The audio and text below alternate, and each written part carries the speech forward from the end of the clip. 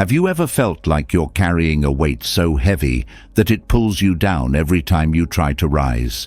It's not a weight you can see or touch, but you feel it in your chest. It comes with every phone call that leaves you more drained than uplifted. It's in those tense silences that say more than words ever could. It's in the moments when you question your own worth because someone else's words or actions made you doubt it. This kind of weight sneaks into your life so quietly that you hardly notice it at first. It begins with small compromises, dismissing hurtful remarks, forgiving thoughtless actions over and over again, and convincing yourself that things will get better. You tell yourself it's just a bad phase, or that they don't really mean the things they say or do. But over time, those small compromises pile up until you're standing under a mountain of emotional exhaustion, unable to see a way out. Yet deep down, you already know the truth. Holding on to what harms you doesn't make you stronger. It only leaves scars. And here's the thing. Breaking free doesn't mean you're weak. It means you're finally valuing yourself enough to choose peace over chaos. But letting go of something or someone you once held close isn't easy. It's a journey, one that requires courage, clarity, and kindness toward yourself. And if you're reading this, you've already taken the first step by seeking a way forward. Let's start with a story that might sound a little too familiar. There was a woman named Nia who had a friend named Maya. For years, Nia and Maya had been inseparable, the kind of friends who shared everything. Maya was charismatic and full of energy, and Nia admired how she could light up any room she walked into. But as the years went by, Nia began to notice something. Maya's light often dimmed everyone else's. Whenever Nia shared good news, like getting a promotion at work or meeting a new milestone in her personal goals, Maya's congratulations always came with a sting. "That's great, but let's see how long it lasts," Maya would say with a laugh. Or, "Must be nice to have time for things like that. Not everyone gets handed opportunities like you." At first, Nia brushed these comments aside, convincing herself that Maya didn't mean them. "She's just joking," she thought. "She cares about me. She's just being honest." But the comments kept coming. They weren't always obvious insults. Sometimes it was the way Maya would go silent when Nia was excited about something. Sometimes it was how Maya always managed to turn the conversation back to herself, no matter what was being discussed. And sometimes it was the way Maya's words lingered in Nia's mind long after they were said, planting seeds of doubt that grew into full-blown insecurity. Still, Nia couldn't imagine her life without Maya. They had so many memories together, so much history. They had been there for each other during tough times. "She's like family," Nia would tell herself whenever she felt overwhelmed by their friendship. And isn't family supposed to stick together no matter what? One day, after yet another exhausting conversation with Maya, Nia sat in her car for a long time before driving home. She felt drained, almost hollow. The thing that hurt the most wasn't Maya's words. It was realizing how much she'd come to believe them. She replayed years of interactions in her mind, seeing with fresh clarity just how much of herself she had given away to keep Maya happy. It struck her. In trying so hard to hold on to the friendship, she had been losing herself. That moment was Nia's turning point. She didn't end the friendship right away, because letting go of something deeply rooted in your life takes time. But she began to take small steps. She started setting boundaries, something she had never done before. When Maya's words became too much, Nia spoke up instead of staying silent. When Maya dismissed her feelings, Nia reminded herself that her emotions were valid, even if Maya didn't acknowledge them. And most importantly, Nia started focusing on herself, her own growth, her own happiness, her own peace. The journey wasn't easy. Nia questioned herself constantly, wondering if she was being selfish or overly sensitive. But each time she felt the pull to return to old patterns, she reminded herself of one simple truth. Relationships are meant to uplift, not undermine. Slowly, she began to feel lighter, freer. The space that Maya had once filled was now open for new possibilities, new friendships, new experiences, and most importantly, a renewed sense of self-worth. Maybe you've been Nia, or maybe you've been Maya. Most of us have been both at some point in our lives. We've held on to relationships that hurt us because we were afraid of what would happen if we let go. We've stayed silent when someone crossed a line because we didn't want to cause conflict. And maybe, in moments of our own pain, we've said or done things that hurt the people we care about without realizing it. But here's the beauty of being human. We can change. We can grow. And when we approach relationships, both the ones we choose to keep and the ones we decide to let go, with intention and compassion, we open the door to a life filled with more joy and less pain. You deserve relationships that nourish your spirit, not ones that drain it. You deserve connections that make you feel valued, not diminished. And the incredible thing is that by letting go of what no longer serves you, you create space for what truly does. It's not easy, but it's worth it. And as you take this journey, know that you're not alone. Countless others have walked this path before you, and countless others are walking it right now. Every step forward, no matter how small, is a step toward freedom, a step toward reclaiming your peace, a step toward the life you deserve. So take a deep breath, trust yourself, and keep moving forward. You are so much stronger than you think. A toxic relationship can feel like walking through a dense fog, where everything seems unclear, heavy, and suffocating. It begins subtly, often masquerading as love, friendship, or loyalty. But over time, it chips away at your happiness, confidence, and peace. The truth is, toxic relationships don't announce themselves with flashing neon signs. They creep into your life, leaving you questioning your own reality, doubting your worth, and carrying burdens that were never yours to bear. It's not just about dramatic fights or obvious betrayals. It's often the subtle erosion of your emotional well-being that leaves the deepest scars. Understanding the true nature of these harmful connections is the first step toward breaking free. Toxic relationships thrive in the shadows of confusion and silence, but once you shine the light of awareness on them, their grip begins to loosen. Let's take a closer look at what defines a toxic relationship and how to recognize the harmful patterns hiding beneath the surface. This clarity could be the turning point that sets you on the path to freedom and self-respect. A toxic relationship often creates an emotional imbalance where one person takes far more than they give. This can manifest as constant criticism, manipulation, or a lack of mutual support. You may feel as though you're always walking on eggshells, afraid to express yourself or make mistakes because of how the other person might react. Their words might feel like daggers, disguised as honesty or helpful feedback, leaving you feeling small, inadequate, or undeserving of love. Control is another hallmark of a toxic relationship.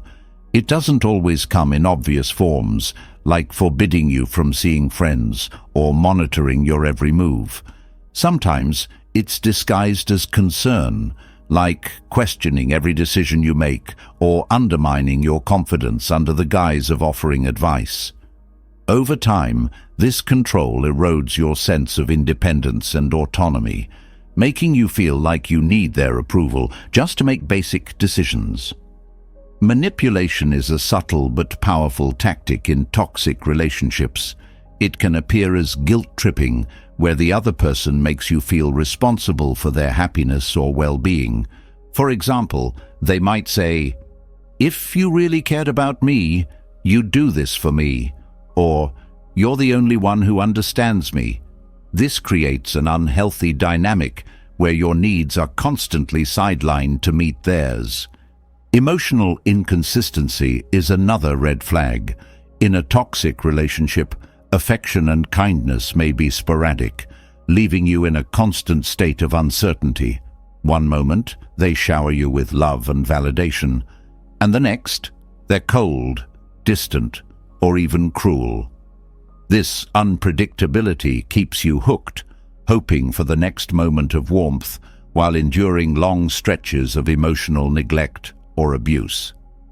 Gaslighting is one of the most insidious patterns in toxic relationships. This happens when the other person distorts reality, making you question your perceptions, memories, or feelings. They might say things like, "You're overreacting," "That never happened," or "You're just being too sensitive." Over time, this can leave you feeling confused and doubting your own sanity, making it even harder to recognize the toxic dynamics at play. A lack of respect for boundaries is another common characteristic of toxic relationships. Healthy connections thrive on mutual understanding and respect, where each person feels safe to express their needs and limits. In a toxic dynamic, boundaries are often ignored or dismissed. The other person might invade your privacy, dismiss your feelings, or push you into situations that make you uncomfortable. This lack of respect erodes your sense of safety and autonomy. Toxic relationships are often fueled by one-sided effort. You might find yourself constantly giving, whether it's time, energy, or emotional support, while receiving little to nothing in return. You might rationalize their behavior, telling yourself that they're going through a tough time or that things will improve. But over time, this imbalance drains you, leaving you feeling depleted and unappreciated. Jealousy and possessiveness can also play a significant role in toxic relationships. While a small amount of jealousy is normal, toxic jealousy is controlling and suffocating. It may lead to accusations, constant surveillance, or attempts to isolate you from others. This behavior is often justified as love or protection, but in reality, it's a way to assert control and keep you tethered to the relationship. In toxic relationships, blame is often shifted onto you. When conflicts arise, the other person might refuse to take responsibility for their actions, instead pointing fingers and making you feel like you're always at fault. This dynamic can be incredibly damaging, leaving you feeling guilty and ashamed even when you've done nothing wrong. Another hallmark of toxicity is emotional invalidation. When you express your feelings or concerns, the other person might dismiss them as unimportant, overdramatic, or irrational. This creates an environment where you feel unheard and unseen, making it difficult to trust your own emotions and instincts.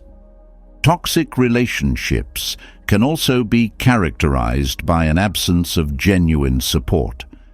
In healthy relationships, both people celebrate each other's successes and provide comfort during difficult times. In a toxic dynamic, your achievements might be met with jealousy, indifference, or even sabotage. Instead of feeling uplifted, you may feel like you have to shrink yourself to avoid triggering their insecurities. A constant state of conflict is another sign of a toxic relationship. Disagreements are normal in any relationship, but in a toxic one, they often escalate into full-blown arguments filled with personal attacks, manipulation, or stonewalling. These conflicts leave you feeling exhausted and emotionally bruised, rather than resolved or understood. Silent treatment is a weapon often wielded in toxic relationships. This passive-aggressive tactic involves ignoring or withdrawing from you as a form of punishment. It leaves you feeling isolated and desperate for their approval, further deepening the cycle of control and dependency. Toxic relationships can also foster a sense of obligation. The other person might guilt you into staying by reminding you of everything they've done for you or by playing the victim. This creates a dynamic where you feel trapped, as though you owe them your loyalty no matter how much harm they cause. Over time, toxic relationships can take a toll on your physical and mental health. Chronic stress, anxiety, and even physical symptoms like headaches or fatigue can all stem from the constant tension and negativity. Your sense of self-worth diminishes, leaving you feeling unworthy of better relationships or a happier life. Recognizing these harmful patterns is the first step toward reclaiming your peace and breaking free. It's not about blaming the other person or yourself. It's about understanding that you deserve relationships that uplift and nurture you. Awareness is powerful. It allows you to see the dynamics for what they are and empowers you to take steps toward change. The journey toward freedom begins with honesty, with yourself and your circumstances. It's about asking hard questions.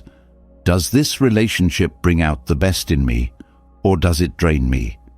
Do I feel supported and valued, or do I feel dismissed and controlled? Am I holding on to this connection out of love or out of fear? Once you start to answer these questions, clarity will follow.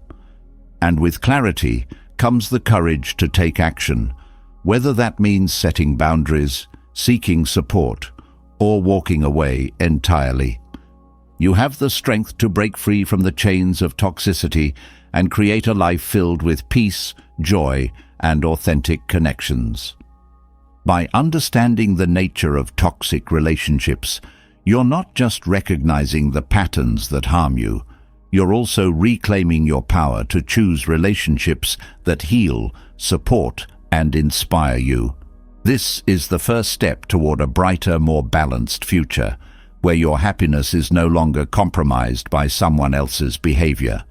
It's a step worth taking, and the freedom it brings is a gift you truly deserve. Recognizing the harmful patterns in toxic relationships is the first step toward liberation, but identifying the problem alone is not enough. Freedom comes when you're able to release the grip of unhealthy connections, not just physically, but emotionally and mentally. Letting go doesn't mean you stop caring or that the relationship never mattered. It means you're choosing peace over chaos and prioritizing your well-being over the pain of clinging to something that no longer serves you. The question now is how to let go without falling into the trap of resentment, regret, or fear. This is where the Buddhist principle of non-attachment offers profound guidance. Non-attachment is not about detaching from love or life itself. Instead, it's about freeing yourself from the suffering that comes with excessive emotional clinging. It teaches you to embrace experiences and relationships with an open hand, allowing them to exist and evolve without grasping or attempting to control them. This practice becomes essential in breaking the emotional chains that keep you tied to toxic relationships, making space for healing, growth, and genuine connections. Non-attachment begins with the realization that nothing in life is permanent. Relationships, emotions, and circumstances are in a constant state of change, and attempting to hold on to them as if they will last forever only leads to suffering. In a toxic relationship, this clinging often takes the form of holding on to false hope that the person will change, that things will go back to the way they were, or that you can fix the relationship if you just try harder.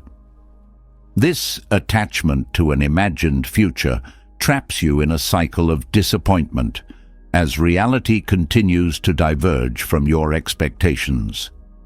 The Buddhist perspective encourages you to accept impermanence not as a loss, but as a natural aspect of existence. When you acknowledge that relationships, like all things, are temporary, you stop demanding that they fulfill all your needs or remain unchanged. This acceptance creates a sense of freedom because you no longer tie your happiness to the actions or presence of another person. It allows you to experience relationships fully without being consumed by them, and to let go when they become harmful without losing your sense of self. Non-attachment also involves letting go of the illusion of control. In toxic relationships, there's often a desire to fix or change the other person. You may convince yourself that if you say the right words, make the right sacrifices, or prove your love enough, they will finally treat you better. This illusion of control not only places an unfair burden on you, but also perpetuates the toxicity, as it keeps you focused on changing external circumstances instead of addressing your own needs and boundaries. Non-attachment teaches you to release this need for control and to accept others as they are, recognizing that their behavior is ultimately their responsibility, not yours.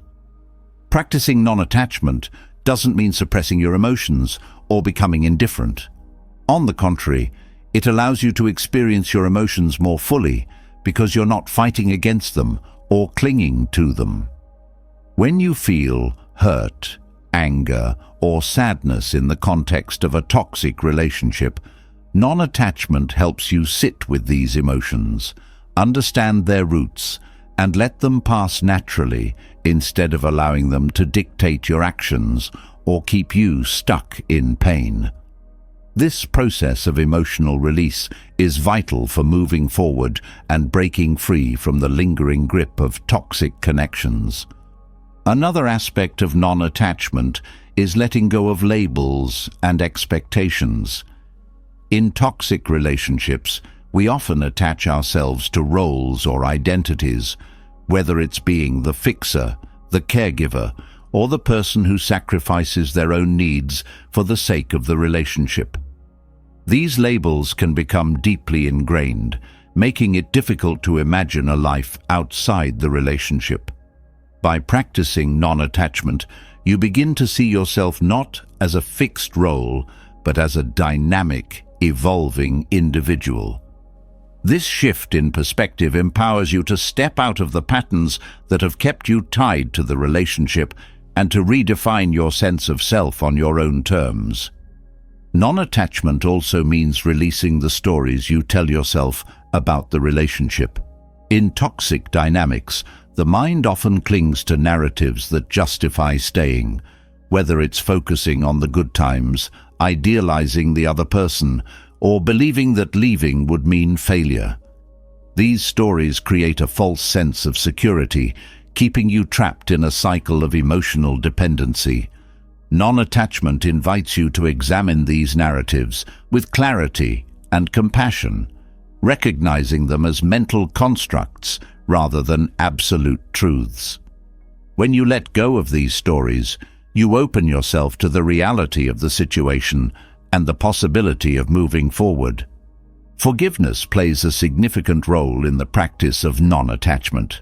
In many cases, the pain of a toxic relationship is amplified by lingering resentment or the desire for revenge. These emotions keep you tied to the past, preventing you from fully letting go. Non-attachment encourages you to forgive, not as an act of condoning the other person's behavior, but as a way of freeing yourself from the burden of anger and bitterness. Forgiveness is a gift you give yourself, a way of releasing the emotional weight that holds you back and reclaiming your peace. Non-attachment also helps you navigate the fear of loneliness that often accompanies the end of a toxic relationship. Many people stay in harmful connections because they're afraid of being alone or believe that they won't find anything better. This fear is rooted in attachment to external validation and a lack of trust in one's own ability to find fulfillment independently. Non-attachment teaches you to cultivate inner strength and self-reliance, recognizing that your worth and happiness are not dependent on anyone else. This inner resilience allows you to face solitude not as a punishment, but as an opportunity for self-discovery and growth. One of the most transformative aspects of non-attachment is its emphasis on living in the present moment. Toxic relationships often pull you into the past, replaying old wounds and regrets, or the future, with fears and anxieties about what lies ahead. Non-attachment grounds you in the present, allowing you to focus on what you can do here and now to care for yourself and move forward. This mindfulness not only reduces stress and anxiety, but also helps you see the relationship with greater clarity, unclouded by nostalgia or fear. Practicing non-attachment requires ongoing effort and self-compassion. It's not a switch you flip, but a journey of learning to release what no longer serves you while embracing what aligns with your well-being. This practice might involve meditation, journaling, or seeking support from trusted friends or mentors. It's about creating a daily habit of checking in with yourself, recognizing where attachment is causing suffering, and gently letting it go. As you cultivate non-attachment, you may notice a profound shift in your relationships, not just the toxic ones, but all of them. When you approach connections without clinging or controlling, you allow them to flourish naturally. You experience love, friendship, and connection as they are, not as you wish them to be. This freedom creates a space for deeper, more authentic bonds to emerge, rooted in mutual respect and understanding rather than dependency or control. Letting go through the practice of non-attachment is not about abandoning relationships or becoming emotionally distant. It's about freeing yourself from the patterns and illusions that create suffering, so you can engage with life and relationships from a place of clarity, balance, and inner peace. It's about choosing love over fear, freedom over control, and authenticity over attachment. And in doing so, you not only release the toxic connections that weigh you down, but also create space for a life filled with joy, harmony, and genuine connection. Letting go through non-attachment is a profound step toward reclaiming your peace and emotional freedom. However, the journey doesn't end there. To fully understand the roots of suffering in toxic relationships, and to truly liberate yourself from the cycles that keep pulling you back, a deeper exploration is needed. The Four Noble Truths, one of the most foundational teachings in Buddhism, offer a transformative framework for unraveling the pain of toxic connections. This ancient wisdom provides not just clarity, but a path forward, a way to move beyond suffering and into a life of balance and freedom. The first noble truth acknowledges the presence of suffering. In the context of toxic relationships, this suffering manifests in countless ways. It's the constant knot in your stomach when you anticipate their criticism. It's the anxiety that comes from never knowing if today will be a good day with them or another storm. It's the self-doubt planted by words or actions that make you feel unworthy, small, or unimportant. This suffering often feels inescapable, like a shadow that follows you, even in moments of solitude. Acknowledging this truth doesn't mean accepting it as your fate, but recognizing it as a starting point. Denying or avoiding this suffering only prolongs the pain. Facing it head-on is the first step toward healing. The second noble truth delves into the causes of suffering. In toxic relationships, these causes are often rooted in attachment, control, and unmet expectations. Clinging to the idea that the relationship will somehow transform or that the other person will become who you wish them to be fuels ongoing pain. Attachment to an idealized version of the relationship blinds you to its reality, keeping you trapped in cycles of hope and disappointment.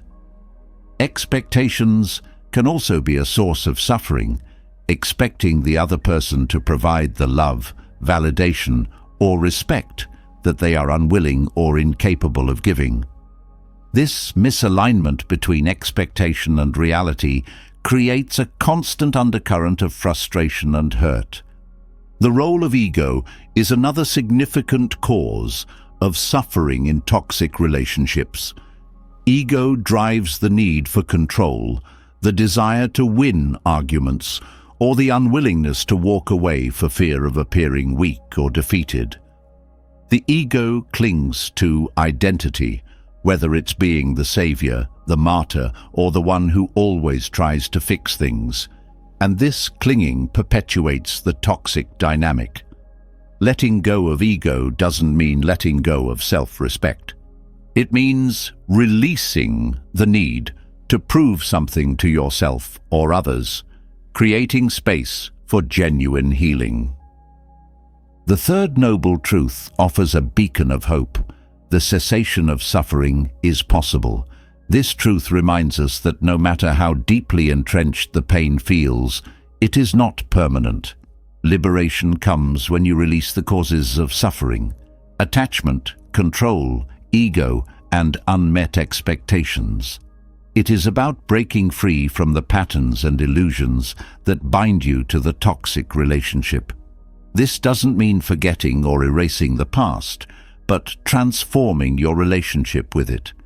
Instead of seeing the relationship as a source of loss, you can begin to see it as a catalyst for growth, wisdom, and self-awareness. This cessation of suffering also involves forgiveness, not necessarily for the other person's sake, but for your own. Forgiveness is not about excusing harmful behavior, but about releasing the emotional grip it has on you. Holding on to resentment keeps you tethered to the pain. Letting it go allows you to move forward with clarity and peace.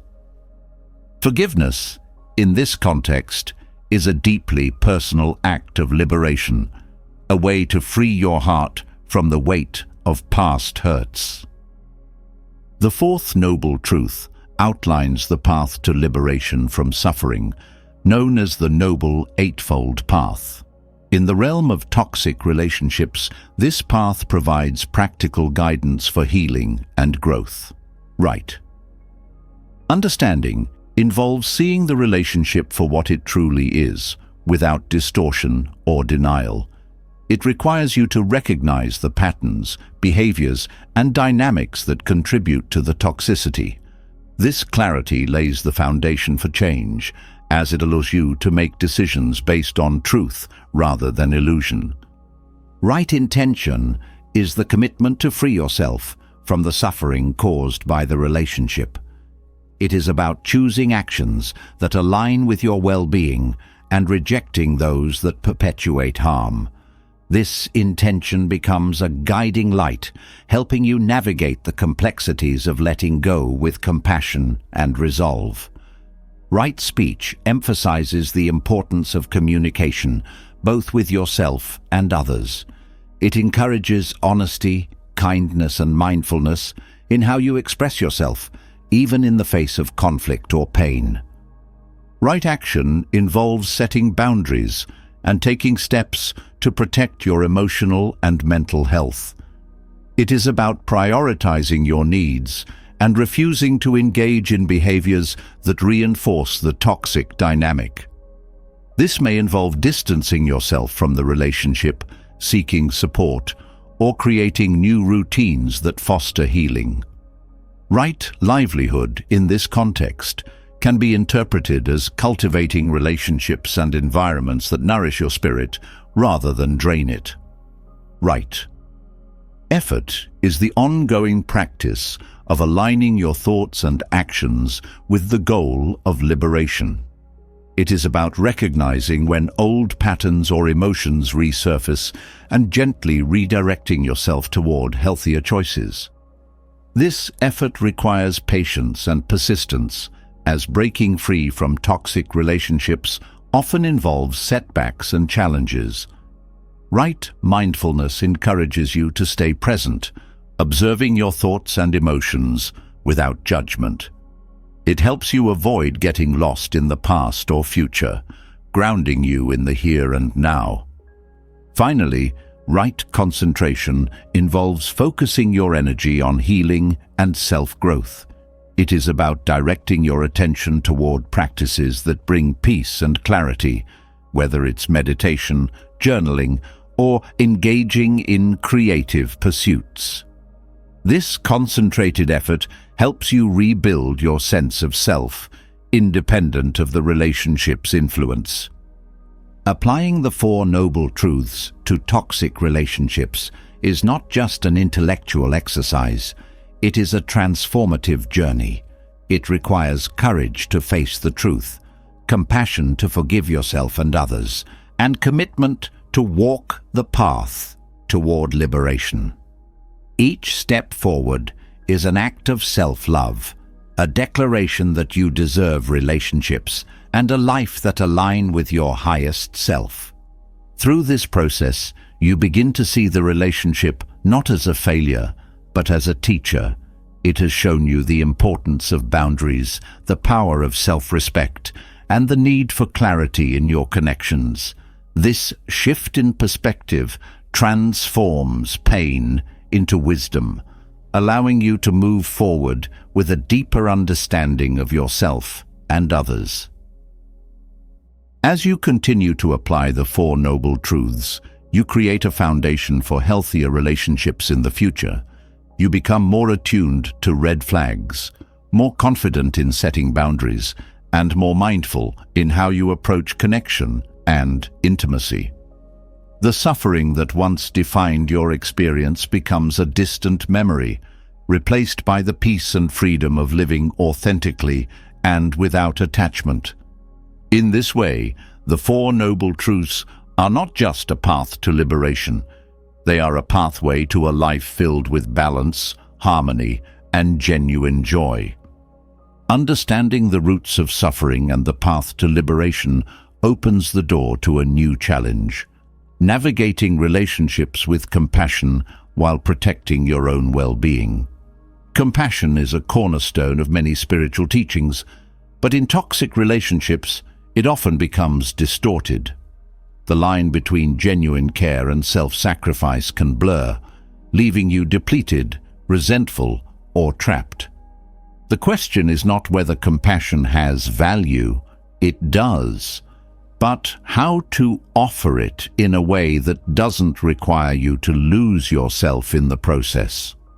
Striking this balance is essential for true healing and growth. Compassion, at its core, is the recognition of another's suffering paired with the desire to alleviate it. However, this intention can easily become skewed when applied in the context of toxic relationships. Many people equate compassion with unconditional tolerance, believing that caring for someone means enduring their harmful behavior.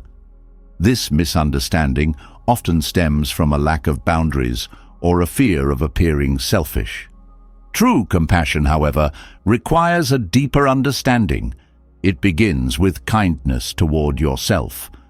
Self-compassion is the foundation for healthy compassion toward others. Without it, you risk giving from a place of emptiness or obligation rather than genuine care. Self-compassion means acknowledging your own pain and treating yourself with the same kindness and understanding you would offer to a friend. It's recognizing that your well-being matters and that prioritizing your needs is not selfish but necessary. When you practice self-compassion, you create an internal balance that allows you to extend care to others without compromising your own peace. In toxic relationships, compassion often becomes entangled with guilt or the need for approval. You may feel responsible for the other person's emotions, or believe that if you try hard enough, you can fix their pain. This mindset, while well-intentioned, is unsustainable.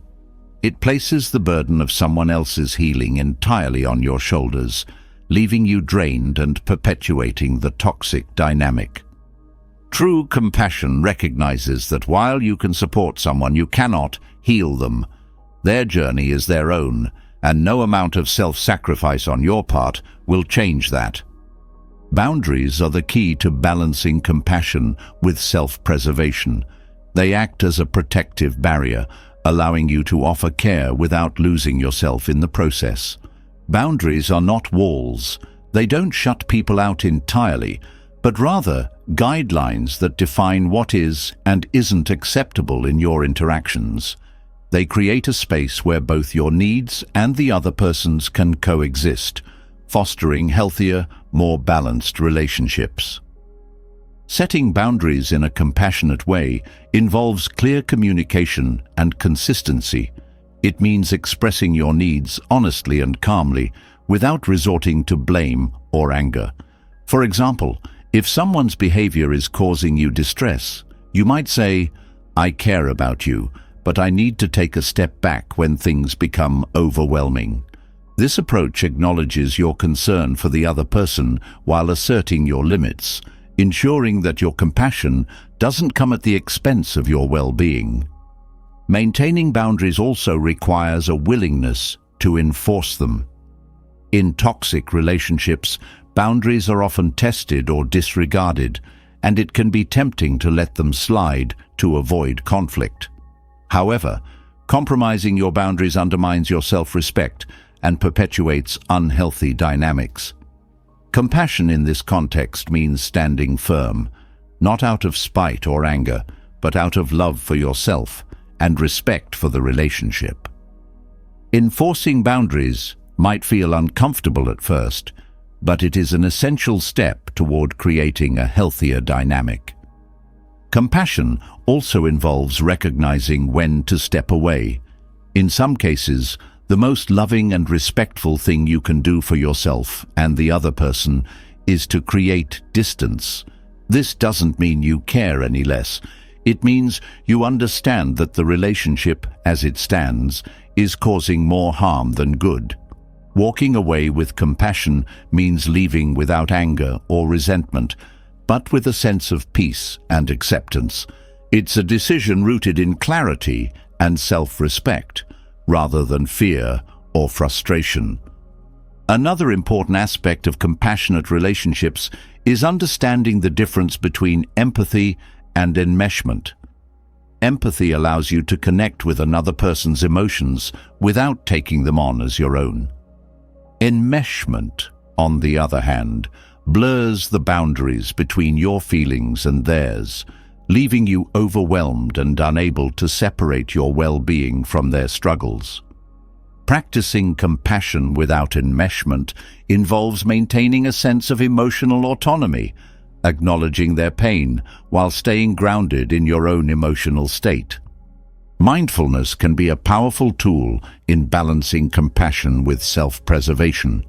It helps you stay present and aware of your emotions, allowing you to respond rather than react.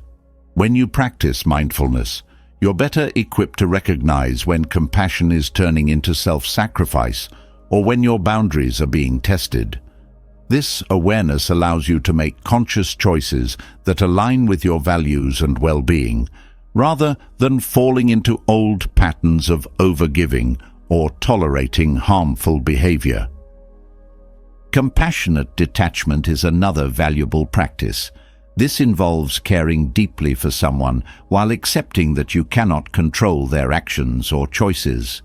It's about releasing the need to fix, save, or change them, and instead supporting them in a way that respects their autonomy.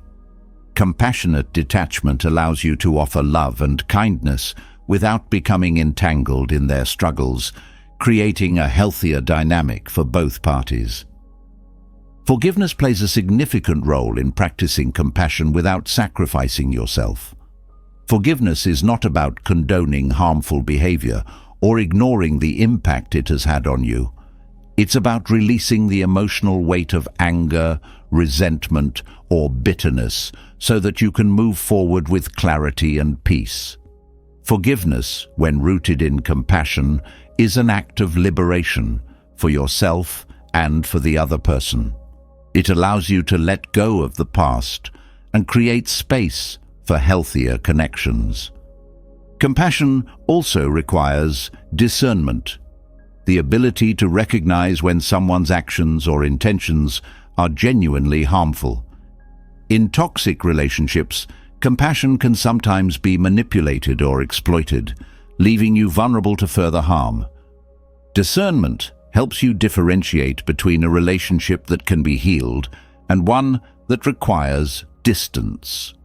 It's not about judgment, but about understanding the dynamics at play and making choices that protect your well-being.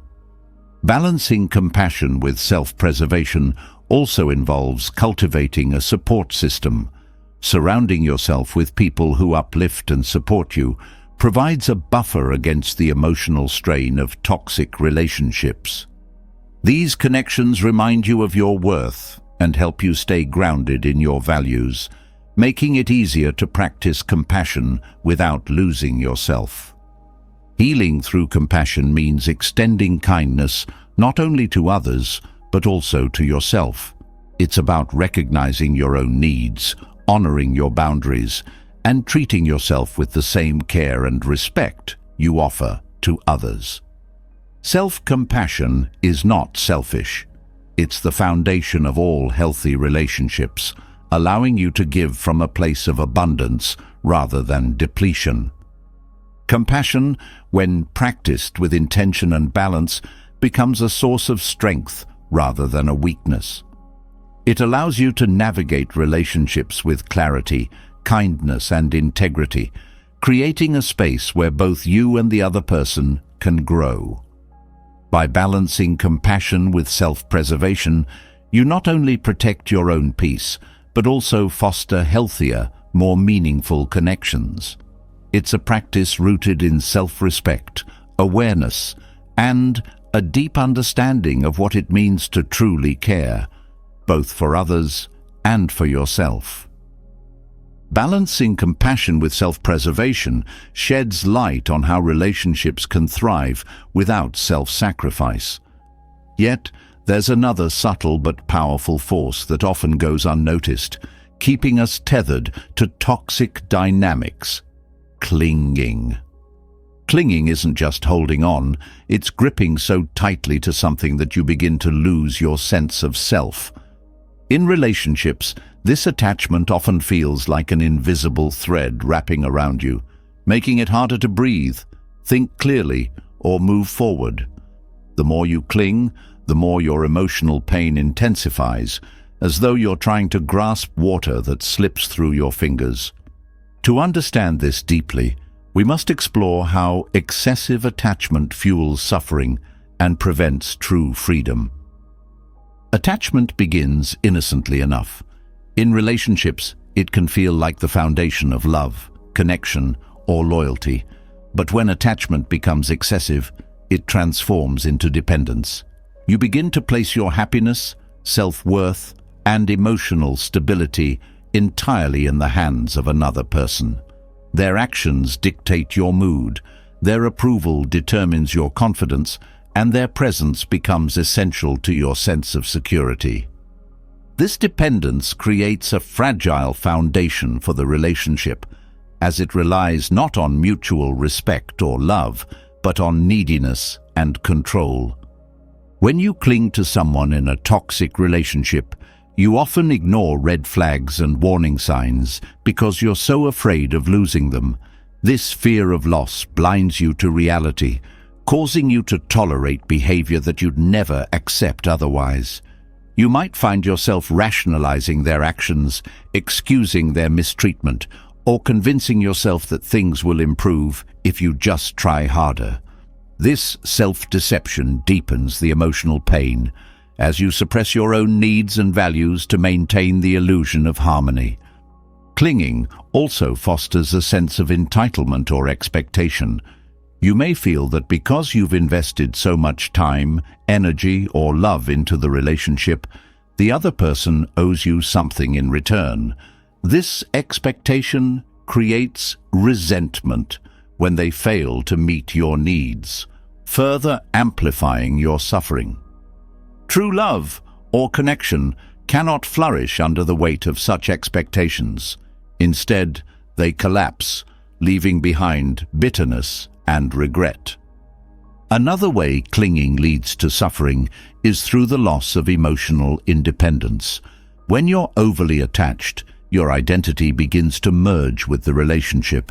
You may lose sight of who you are outside of it, abandoning your passions, interests, and goals to prioritize the other person.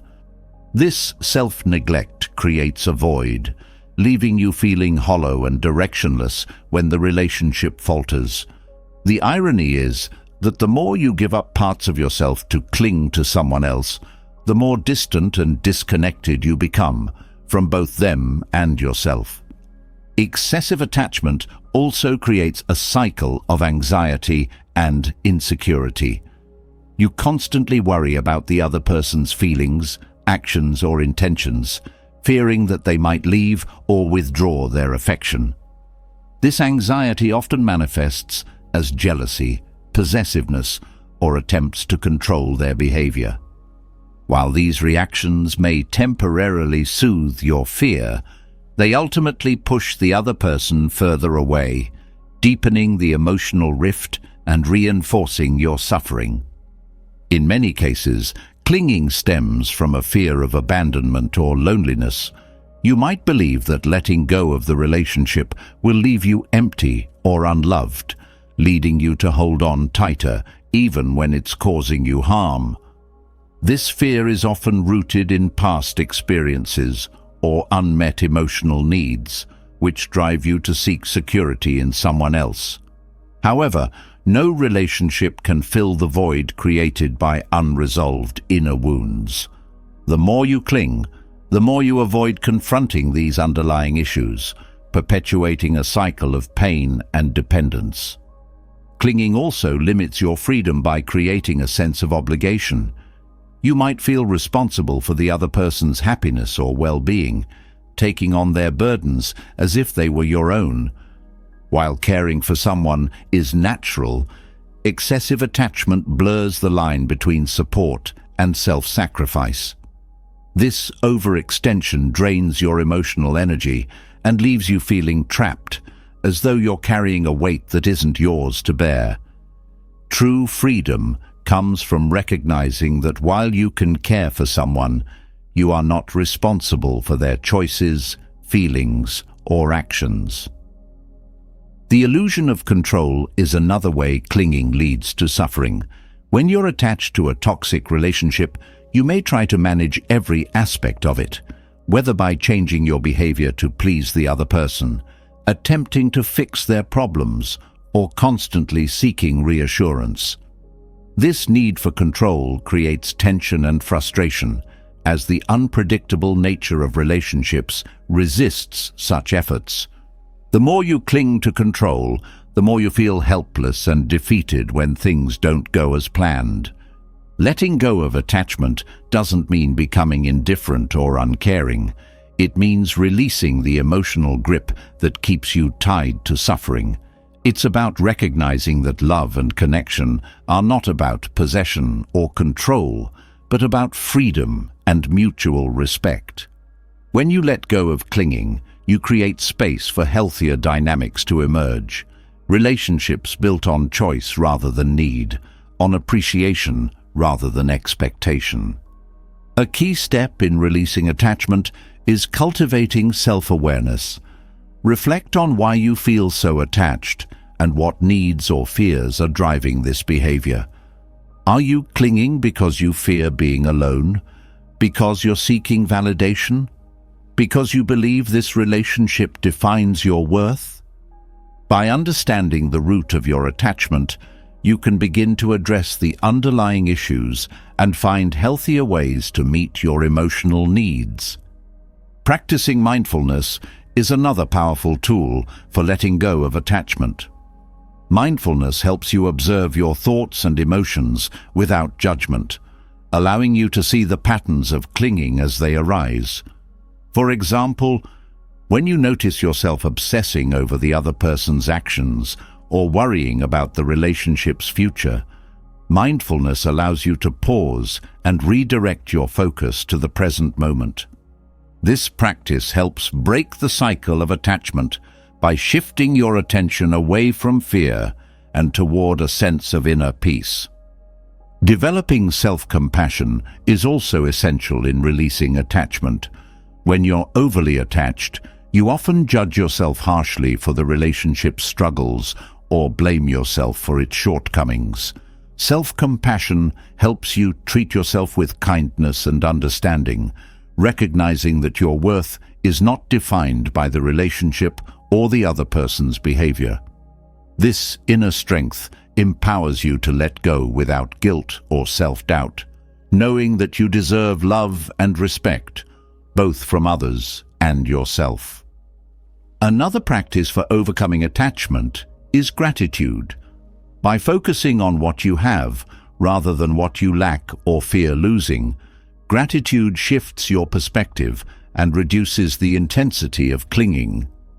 For example, instead of fixating on the relationship's problems or what the other person isn't giving you, focus on the positive aspects of your life, your own growth, your supportive connections, or the lessons you've learned. Gratitude creates a sense of abundance, counteracting the scarcity mindset that fuels attachment. Embracing impermanence is a transformative way to release attachment. All relationships, like everything in life, are subject to change. Recognizing this truth doesn't diminish their value. It enhances it by encouraging you to appreciate them fully while they last. Letting go of attachment means accepting that relationships may evolve, fade, or end, and that this natural process is not a failure, but a part of life's ebb and flow.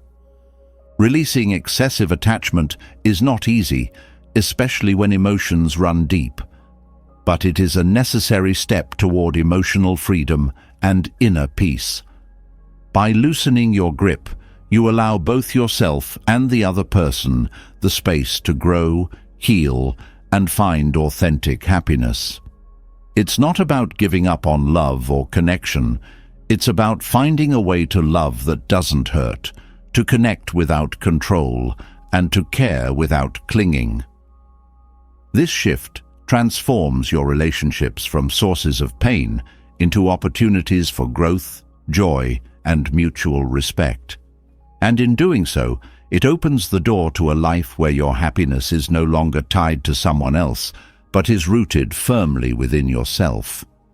Letting go of attachment begins the journey toward emotional freedom, but to truly step forward, clarity is essential. The haze of attachment and emotional entanglement often distorts reality, making it difficult to see relationships for what they truly are. This is where mindfulness becomes invaluable. Mindfulness is not about forcing thoughts or suppressing emotions. It's about seeing clearly, without the filters of fear, expectation, or clinging. It allows you to step back, observe the relationship as it is, and make conscious choices rooted in self-awareness and truth. Mindfulness begins with presence.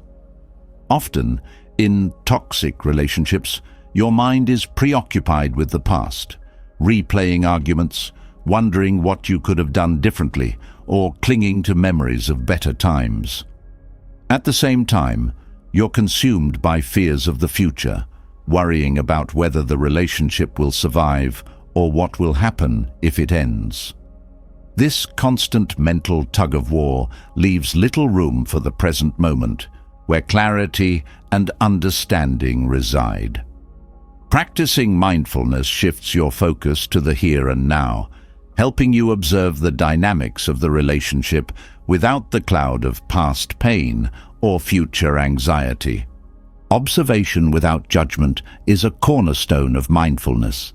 It's easy to fall into the trap of labeling situations, actions, or emotions as good or bad.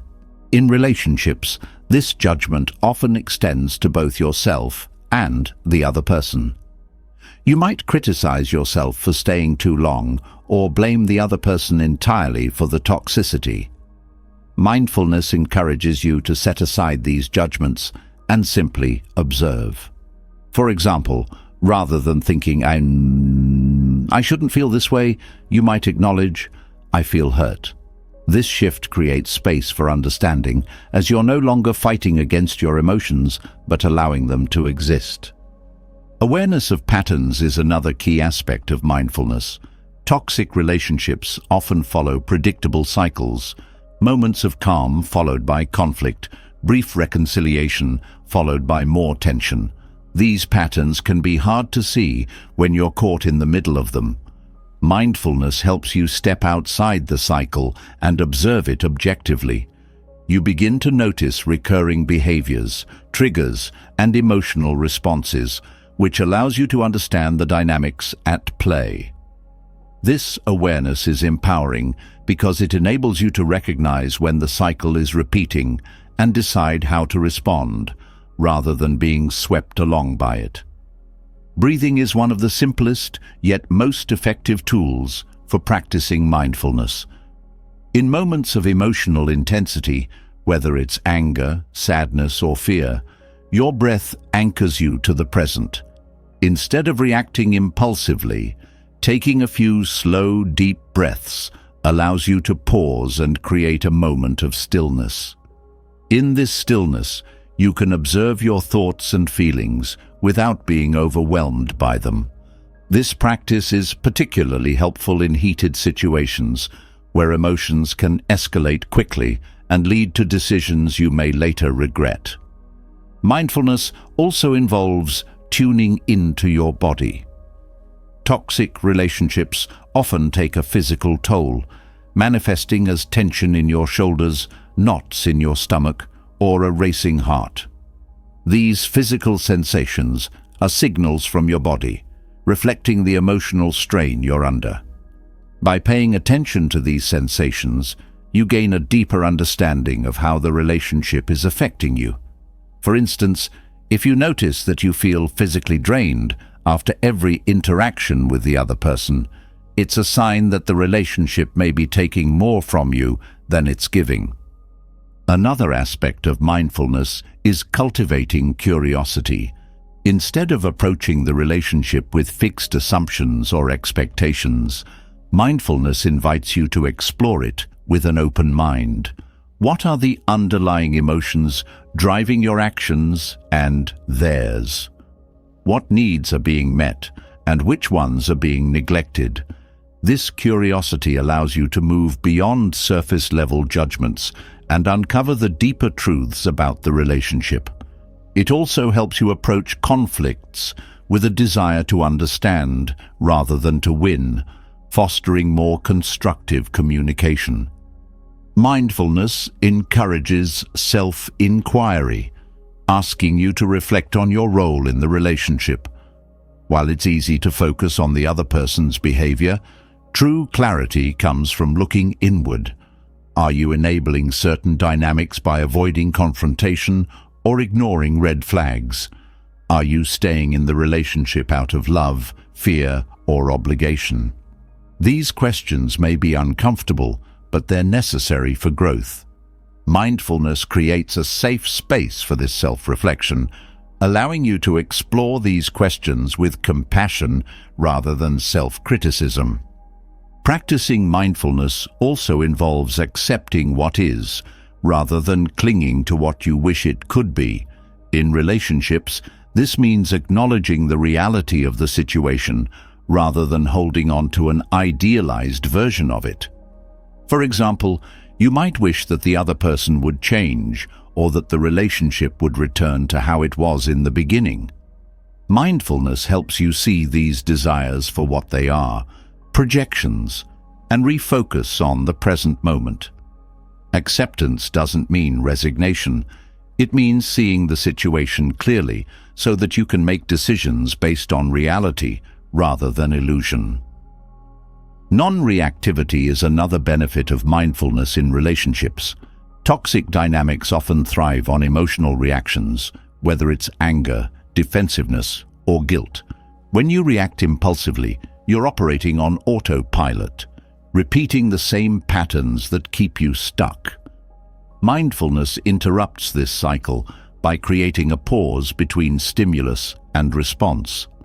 Instead of reacting immediately, you observe your emotions, consider your options, and choose a response that aligns with your values and well-being.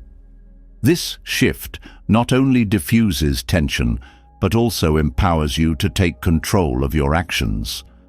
Compassion is a natural byproduct of mindfulness. When you approach the relationship with a clear and present mind, you're better able to see the other person's struggles and pain without losing sight of your own needs. This compassion isn't about excusing harmful behavior. It's about understanding the root causes of it. At the same time, mindfulness ensures that this compassion is balanced with self-respect, so you're not sacrificing your well-being in the process. Boundaries become clearer through mindfulness. By staying present and observing the dynamics of the relationship, you gain a deeper understanding of what you're willing to accept and what you're not.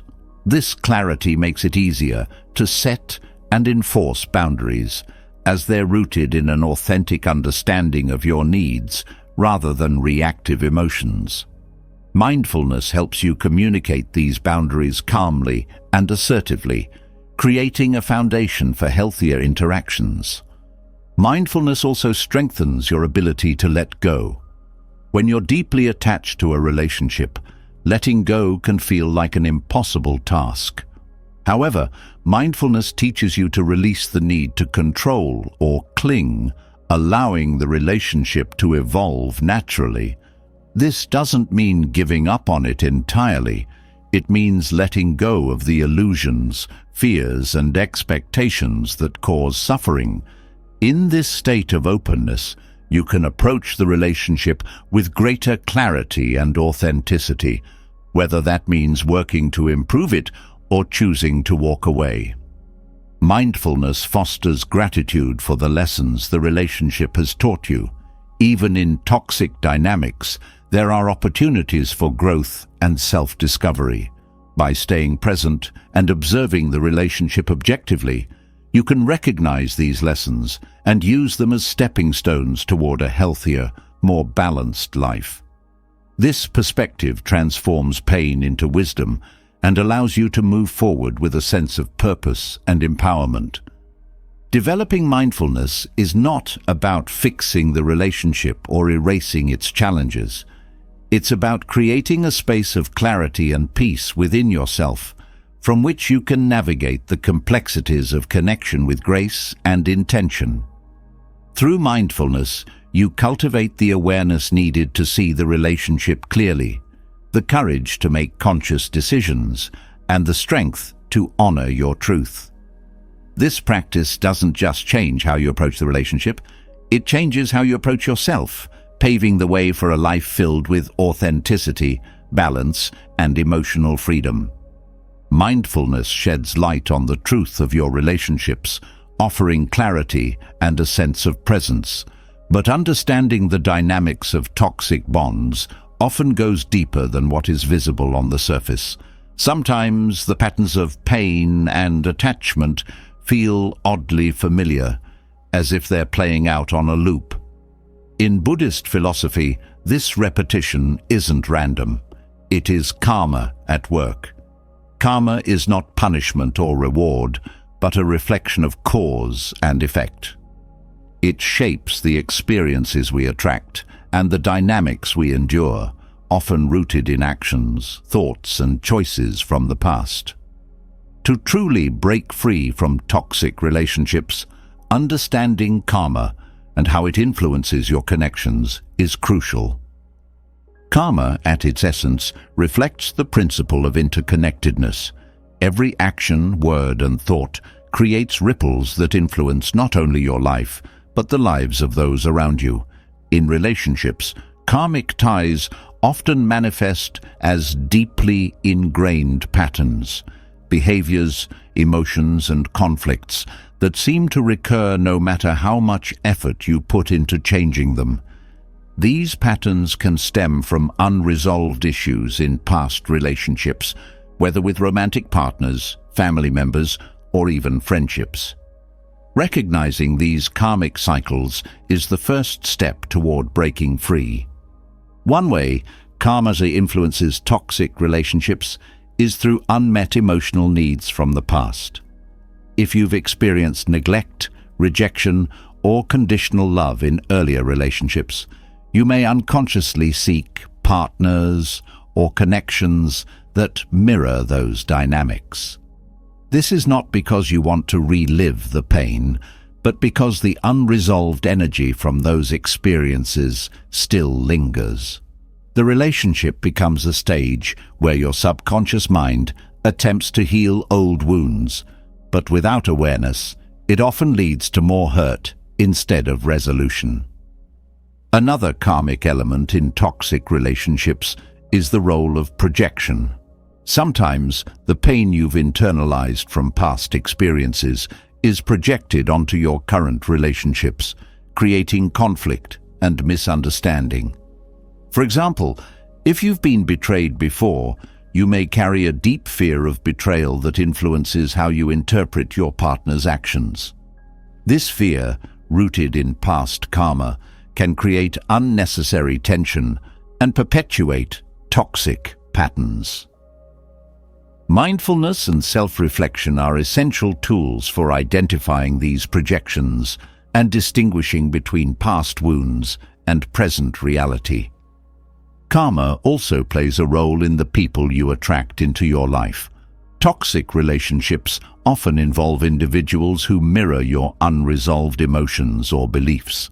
For instance, if you struggle with self-worth, you may attract partners who reinforce those feelings by treating you poorly or failing to value you. This isn't a punishment. It's an opportunity to recognize the areas in your life that need healing.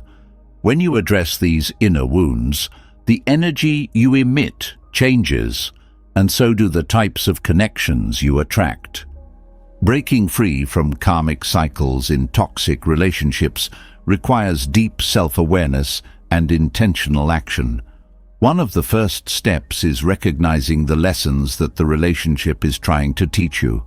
Every interaction, no matter how painful, holds a mirror to your inner world. What beliefs about yourself are being challenged? What fears or insecurities are being triggered? By viewing the relationship as a teacher rather than a source of suffering, you shift from a victim mindset to one of empowerment and growth. Another way to release karmic ties is through forgiveness. Forgiveness doesn't mean condoning the other person's actions or allowing them back into your life. It means freeing yourself from the emotional burden of resentment, anger, or blame. Holding on to these emotions only reinforces the karmic cycle, keeping you tied to the relationship's energy. Forgiveness allows you to release this attachment and move forward with a lighter heart. This act of release is as much for your well-being as it is for breaking the karmic bond. Understanding karma in relationships also involves taking responsibility for your actions, thoughts, and choices. While it's easy to focus on the other person's behavior, it's essential to examine your role in the dynamic. Are there ways you've contributed to the toxicity, whether through enabling, avoidance, or reactive behavior? Taking ownership of your part doesn't mean blaming yourself. It means acknowledging the ways your energy and choices have influenced the relationship. This awareness empowers you to make different choices moving forward, creating a new karmic path. Boundaries are a powerful tool for shifting karmic dynamics. By setting and maintaining boundaries, you disrupt the patterns that keep the relationship toxic. Boundaries communicate to both yourself and the other person that certain behaviors are not acceptable and that your well-being is a priority. They help you reclaim your power and prevent the continuation of unhealthy cycles. In the context of karma, boundaries represent a conscious effort to change the energy of the relationship, redirecting it toward balance and respect. Meditation and reflection are also essential for breaking karmic ties. Through meditation, you can explore the deeper layers of your emotions and thoughts, uncovering the root causes of the patterns you experience.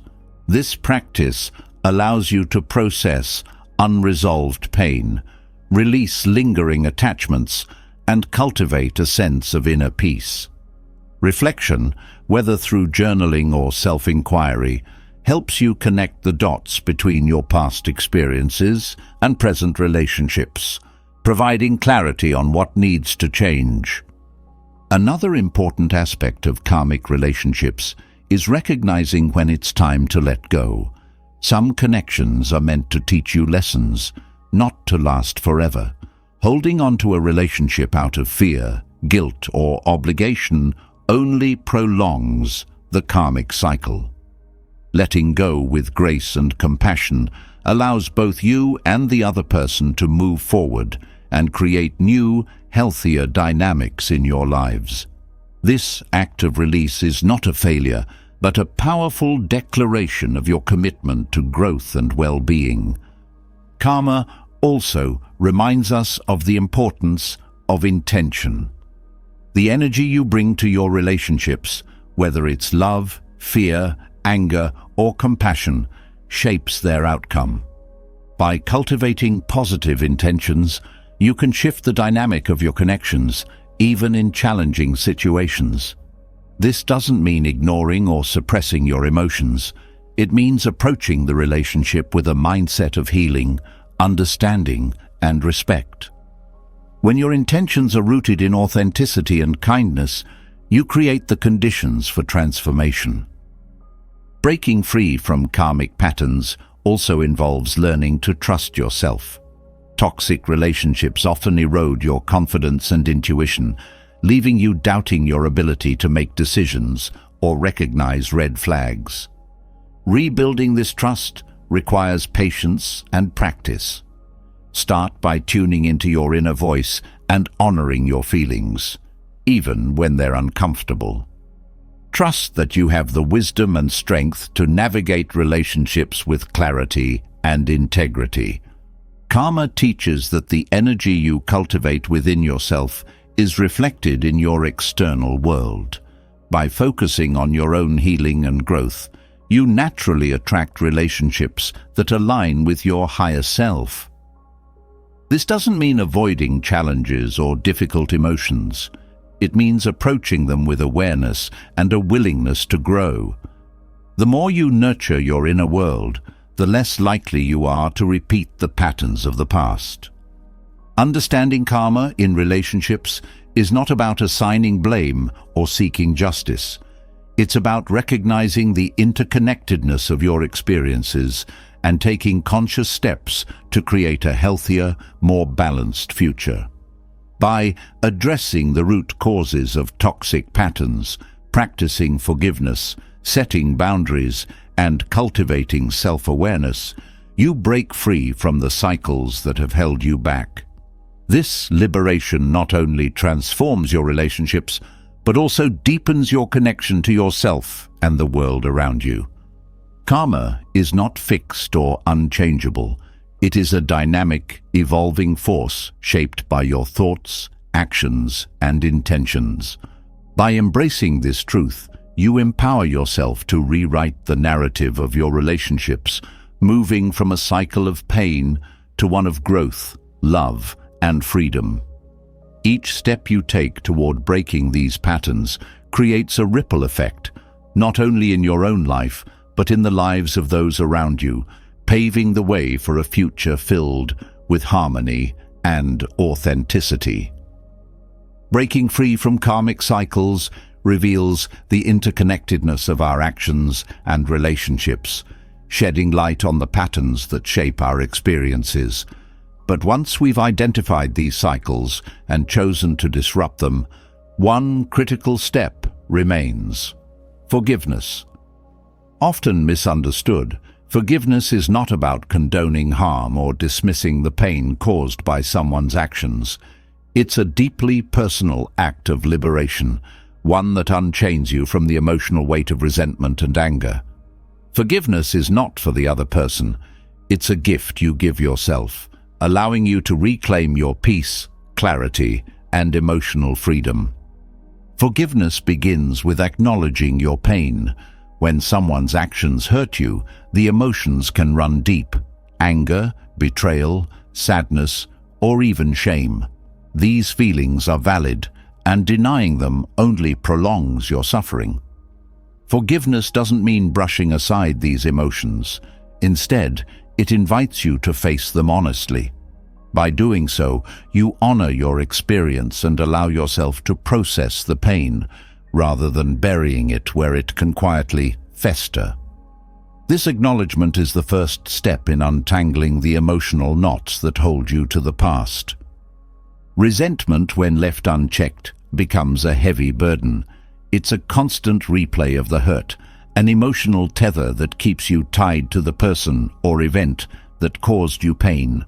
Over time, this resentment can seep into other areas of your life, clouding your thoughts, relationships, and sense of self. Forgiveness is the act of cutting this tether, not to forget what happened, but to free yourself from the grip it has on your present. It's about choosing to let go of the bitterness that weighs you down and reclaiming your emotional space for healing and growth. Forgiveness also allows you to take back your power.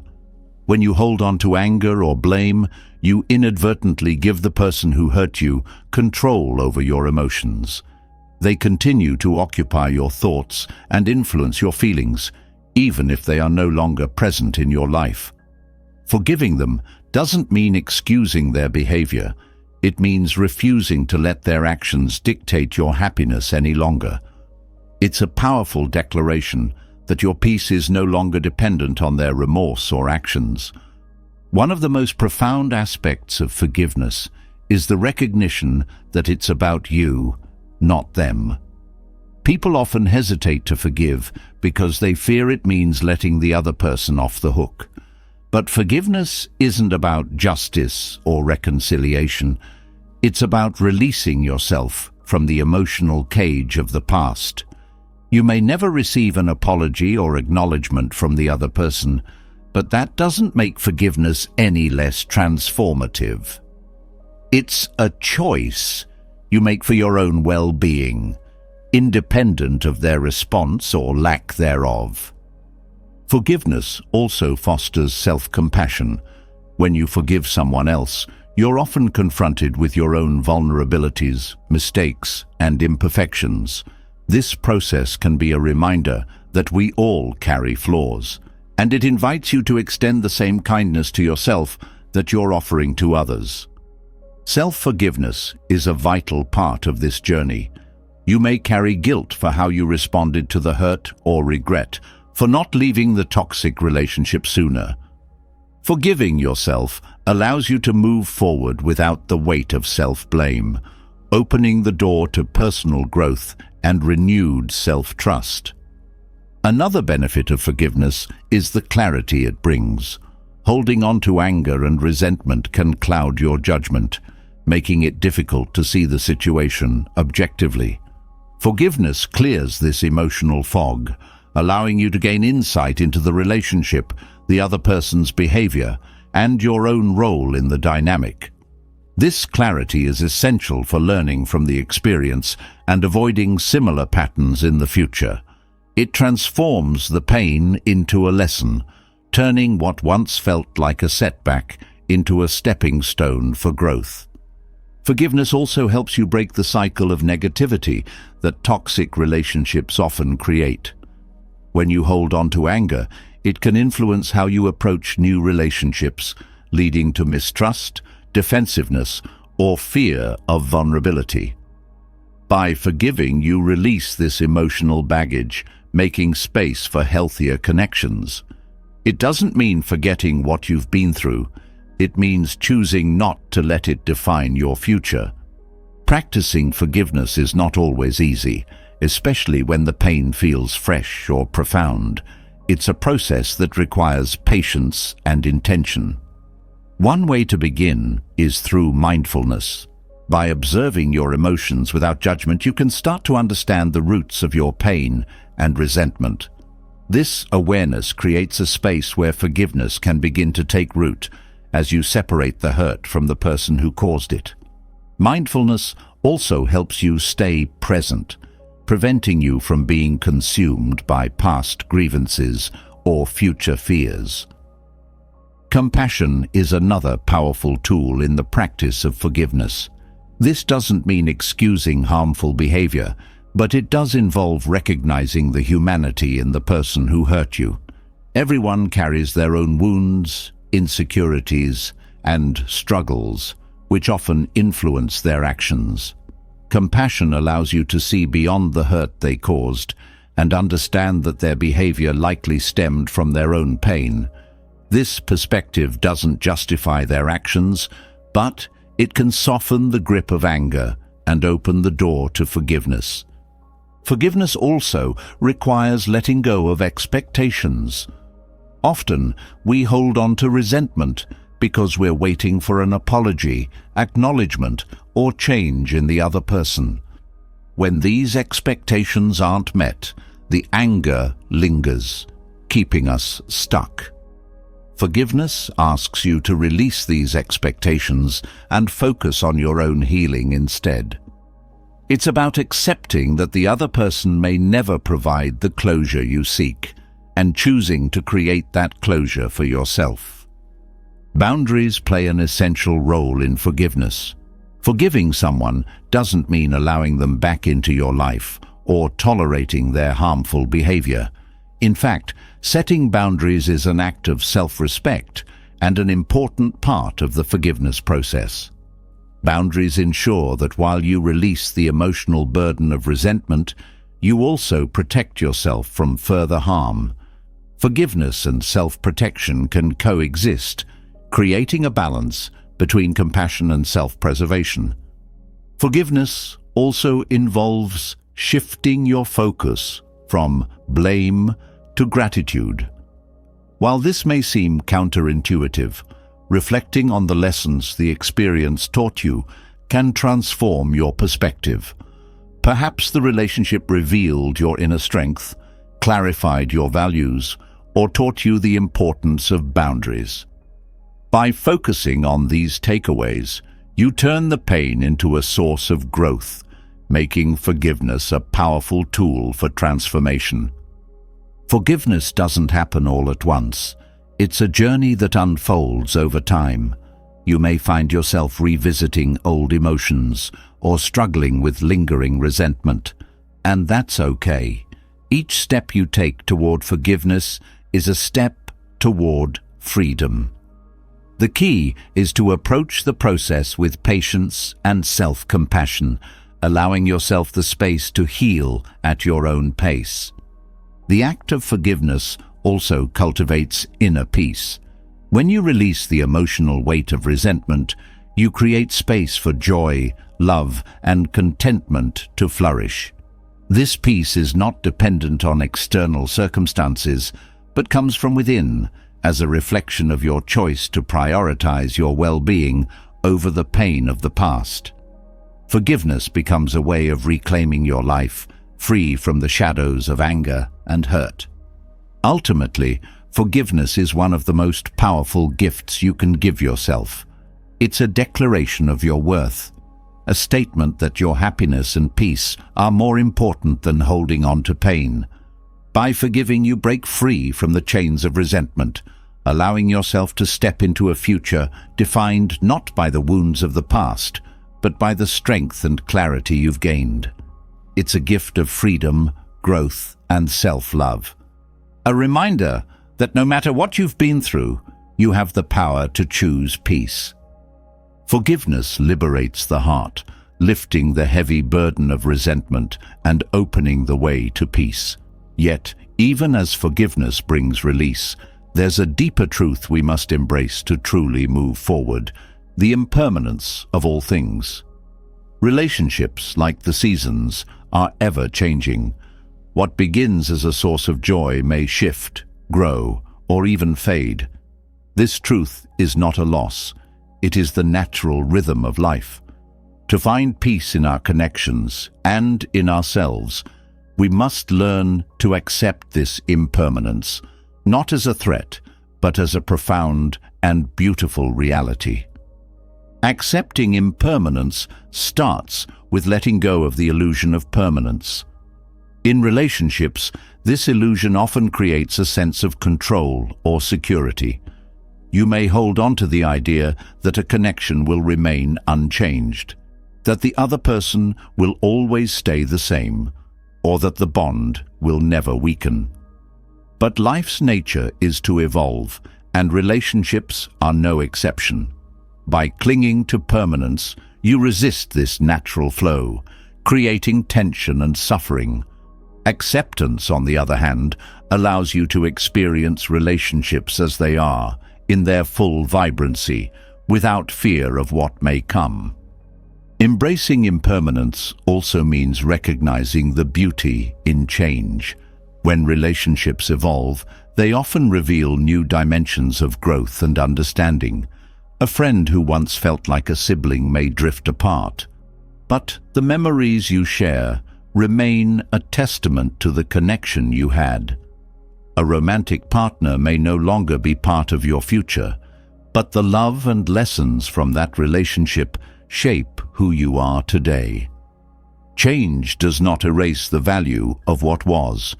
It adds layers to the story of your life, enriching it in ways you may not immediately see. Impermanence challenges us to release attachment to outcomes. Often, relationships become a source of anxiety because of the expectations we place on them. You may want a relationship to fulfill certain roles, last a specific length of time, or meet your exact emotional needs. When these expectations aren't met, it can feel like failure. However, impermanence teaches that relationships are not about achieving a fixed goal, but about experiencing and appreciating them in the moment. When you let go of rigid expectations, you free yourself to enjoy the connection for what it is, rather than what you think it should be. This acceptance extends to the people within the relationship. Each person is constantly growing, learning, and changing. Clinging to who someone used to be, or who you want them to become, creates frustration and limits the depth of your connection. By embracing their evolution, you honor their journey and your own. It doesn't mean you have to stay in a relationship that no longer aligns with your values or needs, but it does mean letting go of the need to control their path and focusing instead on your growth and well-being. Impermanence also invites you to be present. The fleeting nature of relationships makes each moment with the people you care about all the more precious. Instead of taking connections for granted or worrying about their future, you can fully engage with the here and now. This presence deepens the bond, creating memories and experiences that endure even if the relationship changes or ends. It shifts your focus from scarcity to abundance, helping you see the richness in what you have rather than what you fear losing. Letting go of permanence also reduces the fear of endings. Many people stay in toxic or stagnant relationships because they are afraid of what life will look like without that connection. This fear stems from resistance to change, and a belief that endings are inherently negative. Impermanence teaches that endings are not failures, they are transformations. They create space for new opportunities, relationships, and growth. Accepting this truth allows you to face endings with grace and gratitude rather than fear.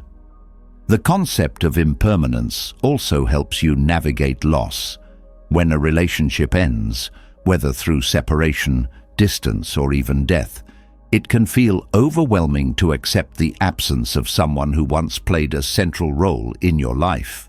But impermanence reminds you that their presence, however brief, had meaning. The love, lessons, and experiences shared remain a part of you, shaping your perspective and enriching your life. This understanding doesn't erase the pain of loss, but it gives it context, transforming it from something to avoid into something to honor. One of the most freeing aspects of impermanence is its ability to dissolve attachment. Attachment often creates suffering because it ties your happiness and identity to external factors, whether it's a specific relationship, role, or outcome. When those factors inevitably change, the attachment leads to disappointment and pain. Impermanence offers a different perspective. It encourages you to find fulfillment within yourself rather than seeking it externally. This shift reduces dependency and helps you approach relationships from a place of wholeness rather than need. Embracing impermanence also fosters resilience. When you accept that change is a natural part of life, you become better equipped to adapt when relationships shift or challenges arise. This resilience is not about suppressing your emotions or pretending everything is fine. It's about trusting in your ability to navigate change and find meaning in it. It allows you to face the unknown with courage and an open heart, knowing that each experience contributes to your growth. Impermanence encourages gratitude for the present. Knowing that relationships are not guaranteed fosters a deeper appreciation for the connections you have right now. It reminds you to express love, kindness, and gratitude while you can, rather than waiting for a perfect moment that may never come. This gratitude enriches your relationships and creates a sense of fulfillment that lingers even if the connection evolves or ends. Acceptance of impermanence also helps you prioritize what truly matters. When you acknowledge that time is finite, you become more intentional about where and with whom you invest your energy. It inspires you to nurture meaningful connections, let go of superficial ones, and focus on relationships that align with your values and bring you joy. This intentionality creates a life filled with depth and authenticity, where each relationship holds purpose and significance. Another important lesson from impermanence is the balance between holding on and letting go. Relationships often require effort, patience, and commitment, but clinging tightly out of fear or insecurity can suffocate the connection. By embracing impermanence, you learn to strike a balance, cherishing the relationship while allowing it the freedom to grow, evolve, or even end. This balance creates a healthier dynamic where both people feel respected and free to be themselves. Impermanence also transforms how you view yourself within relationships. Just as others are constantly evolving, so are you. The person you were at the beginning of a relationship may not be the same as the person you are now, and that's okay. Embracing your own growth allows you to approach relationships with authenticity and self-awareness, fostering connections that reflect your true self rather than outdated versions of who you used to be. Impermanence teaches you to trust in the flow of life. Relationships, like rivers, are meant to move and change course. Trying to freeze them in place only disrupts their natural rhythm. By surrendering to this flow, you align yourself with the broader patterns of existence, finding peace in the knowledge that everything is unfolding as it should. This trust replaces anxiety with acceptance and transforms the fear of change into an opportunity for growth. Accepting impermanence is not about detachment or indifference. It's about embracing the full spectrum of life's experiences with openness and grace. It invites you to cherish relationships while they last, honor them when they end, and carry their lessons forward with gratitude. In this acceptance, you find freedom, not from relationships, but within them. You learn to let go without losing yourself, to love without clinging, and to grow without fear. This understanding enriches not only your relationships, but your entire approach to life, creating a sense of harmony and peace that transcends the boundaries of the fleeting and the permanent. Accepting the impermanence of relationships allows us to release the tight grip of control and expectation, paving the way for genuine connection and freedom. Yet, for some, the idea of letting go feels nearly impossible because their sense of identity has become entangled in the relationship itself. This entanglement is the essence of codependency, a pattern of losing oneself in the needs, emotions, and approval of another. It's a cycle that fosters imbalance and prevents true emotional independence.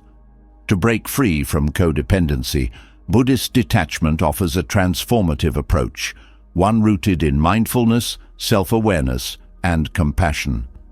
Codependency often stems from a misplaced sense of responsibility. You might feel obligated to fix someone's problems, manage their emotions, or even bear the weight of their happiness. This creates a dynamic where your own needs are neglected in favor of theirs, leaving you drained and unfulfilled. Buddhist detachment reminds you that while you can care for others, you are not responsible for their inner world. Each person must navigate their own journey, and attempting to take on their burdens denies them the opportunity to grow. Detachment is not about withdrawing love or becoming indifferent. Instead, it is the practice of maintaining emotional boundaries that allow you to care without losing yourself in the process. It means offering support without overstepping into control or self-sacrifice. This balance fosters healthier relationships where both parties are free to grow as individuals rather than being enmeshed in a cycle of dependency.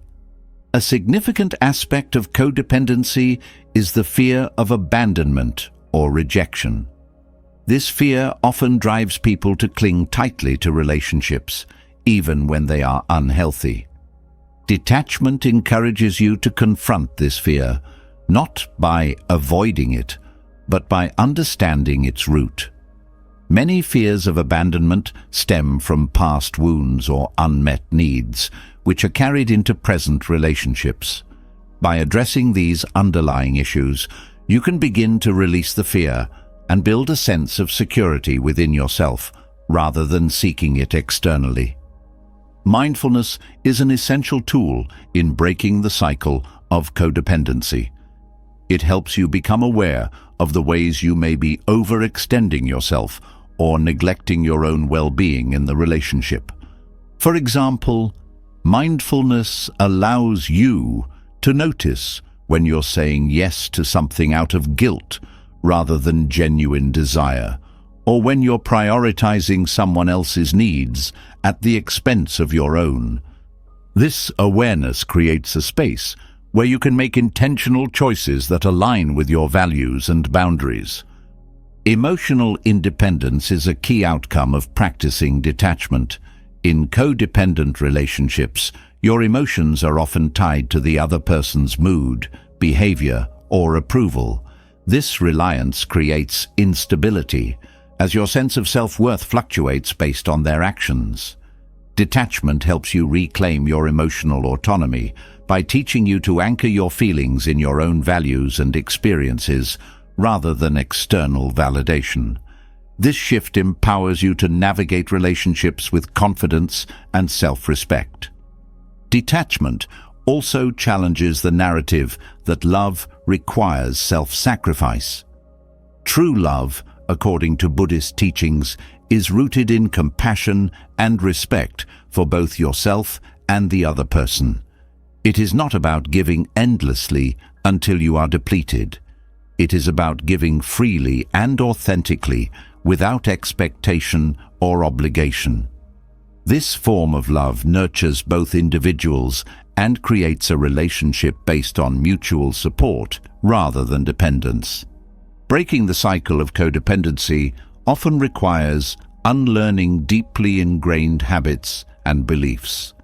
For many, the pattern of putting others first is learned early in life, often as a way to gain approval or avoid conflict. Detachment invites you to examine these patterns and question their validity. Are you prioritizing others because it genuinely feels right, or because you fear the consequences of prioritizing yourself? This self-inquiry helps you uncover the motivations behind your actions and create new, healthier ways of relating. One of the most challenging aspects of detachment is learning to let go of control. In codependent relationships, there is often a desire to manage the other person's emotions, choices, or behavior. This control stems from a fear of uncertainty or a belief that their well-being is solely your responsibility. Detachment teaches you to release this need for control, trusting that each person is capable of navigating their own path. This trust creates space for authenticity and growth, both for you and for the other person. Setting boundaries is a practical expression of detachment. Boundaries define where your responsibilities end and the other person's begin. They are not barriers to connection, but safeguards that protect your emotional health and ensure mutual respect. For example, if someone frequently relies on you to solve their problems, setting a boundary might mean stepping back and allowing them to take responsibility for their own decisions. While this may feel uncomfortable at first, it ultimately strengthens the relationship by fostering independence and accountability. Another important aspect of detachment is cultivating self-worth from within. In codependent dynamics, your sense of value is often tied to how much you do for others or how needed you feel. This creates a cycle where you overextend yourself in an effort to prove your worth. Detachment reminds you that your value is inherent and does not depend on external validation. By nurturing self-compassion and recognizing your own needs, you create a foundation of self-worth that is unshakable, regardless of the dynamics of your relationships. Detachment also helps you embrace the impermanence of relationships.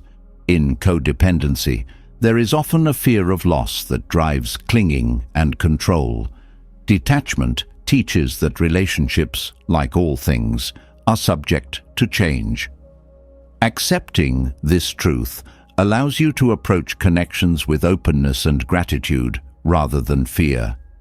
It encourages you to appreciate the present moment and let go of the need to hold on to the relationship at all costs. Breaking free from codependency often involves redefining what it means to support someone. In a codependent dynamic, support can blur into enabling, where you take on responsibilities that are not yours to bear. Detachment helps you recognize the difference between healthy support and enabling behavior.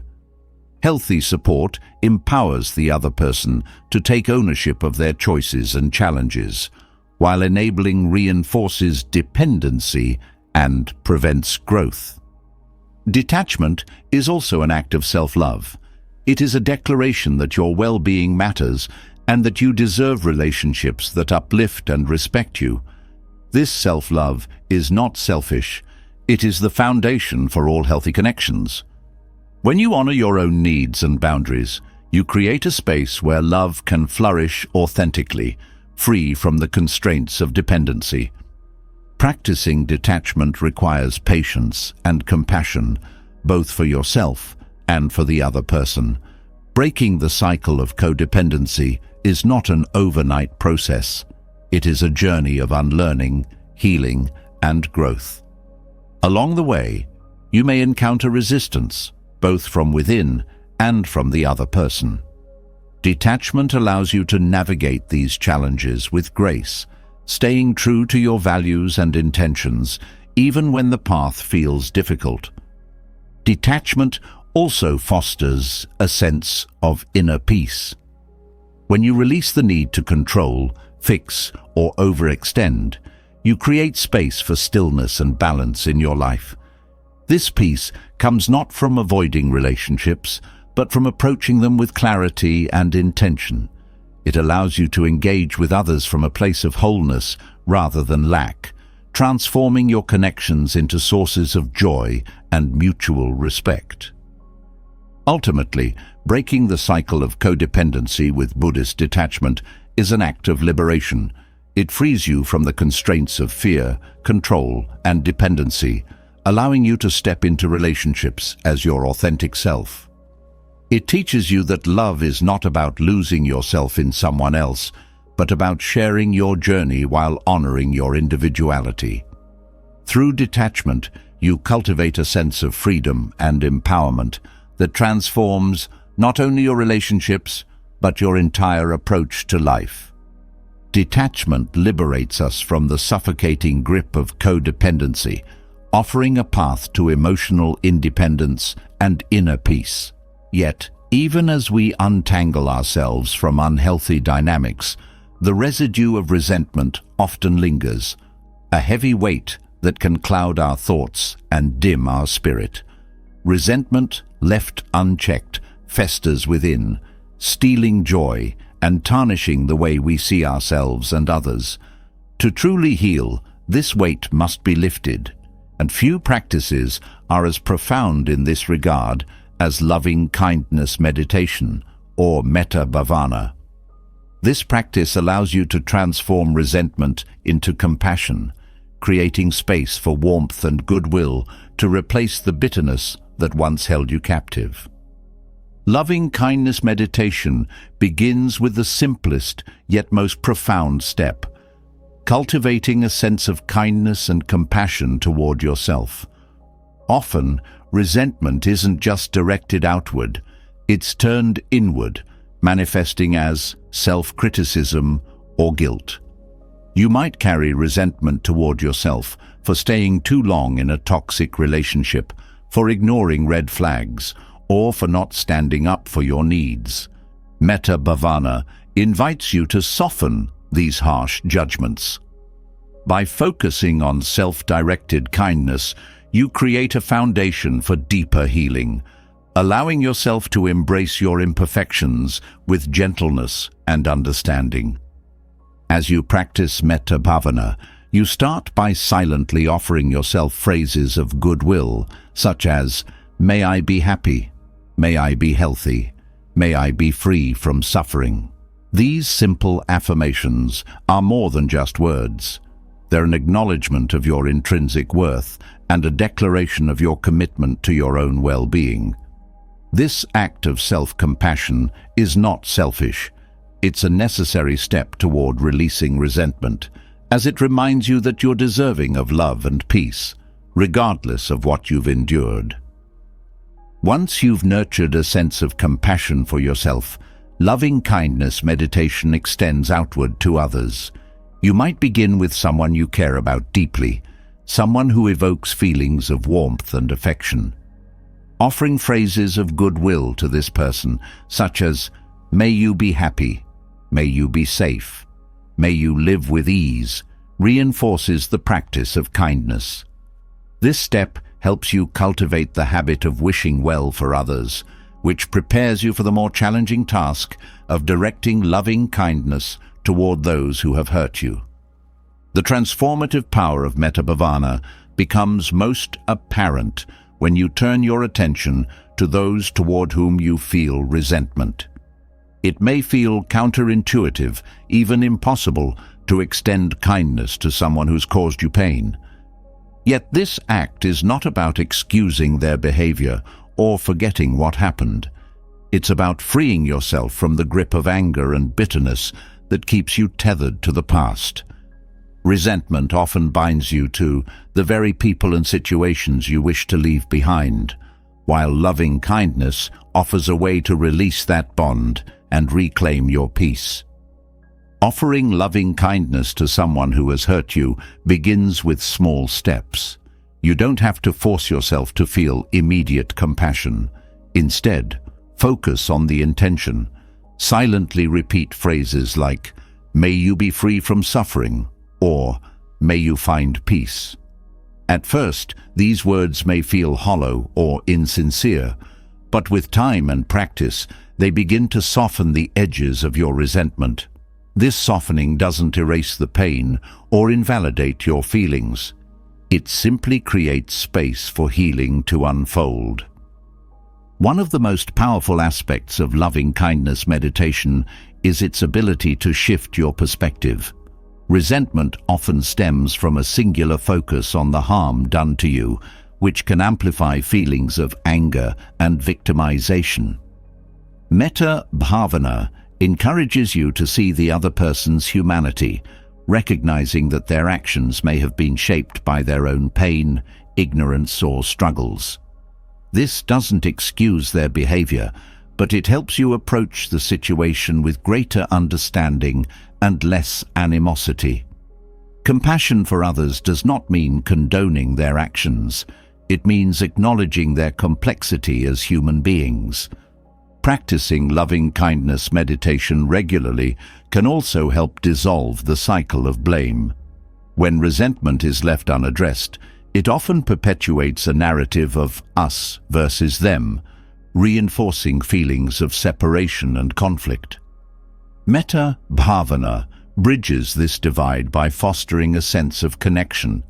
By extending goodwill to others, even those who have wronged you, you affirm the shared human experience of seeking happiness and avoiding suffering. This recognition creates a sense of unity that can dissolve the walls resentment builds. Loving-kindness meditation also has a profound impact on your emotional and physical well-being. Studies have shown that practicing metta bhavana can reduce stress, lower blood pressure, and increase feelings of happiness and contentment. These benefits arise because the practice shifts your focus from negativity to positivity, from anger to compassion. Over time, this shift creates a ripple effect, transforming not only how you feel about yourself and others, but also how you engage with the world. Another essential aspect of loving-kindness meditation is its emphasis on impermanence. Resentment often feels eternal, as if the hurt and anger will never fade. Metta bhavana challenges this perception by reminding you that emotions, like all things, are transient. By sitting with your resentment and offering kindness instead of resistance, you allow the emotion to move through you rather than becoming stuck. This process of acknowledgement and release is a powerful antidote to the stagnation resentment creates. The practice of metta bhavana also strengthens your ability to forgive. Forgiveness doesn't mean erasing the past or reconciling with someone who has harmed you. It means choosing to let go of the emotional weight of resentment, freeing yourself to live fully in the present. Loving kindness meditation supports this process by fostering compassion and understanding, which are essential components of forgiveness. It helps you release the grip of anger, not for the sake of the other person, but for your own liberation. One of the most challenging yet rewarding aspects of loving kindness meditation is extending goodwill to all beings, including those you may never meet, or even those who might have caused harm on a larger scale. This universal compassion reflects the Buddhist principle of interconnectedness, reminding you that your well-being is tied to the well-being of others.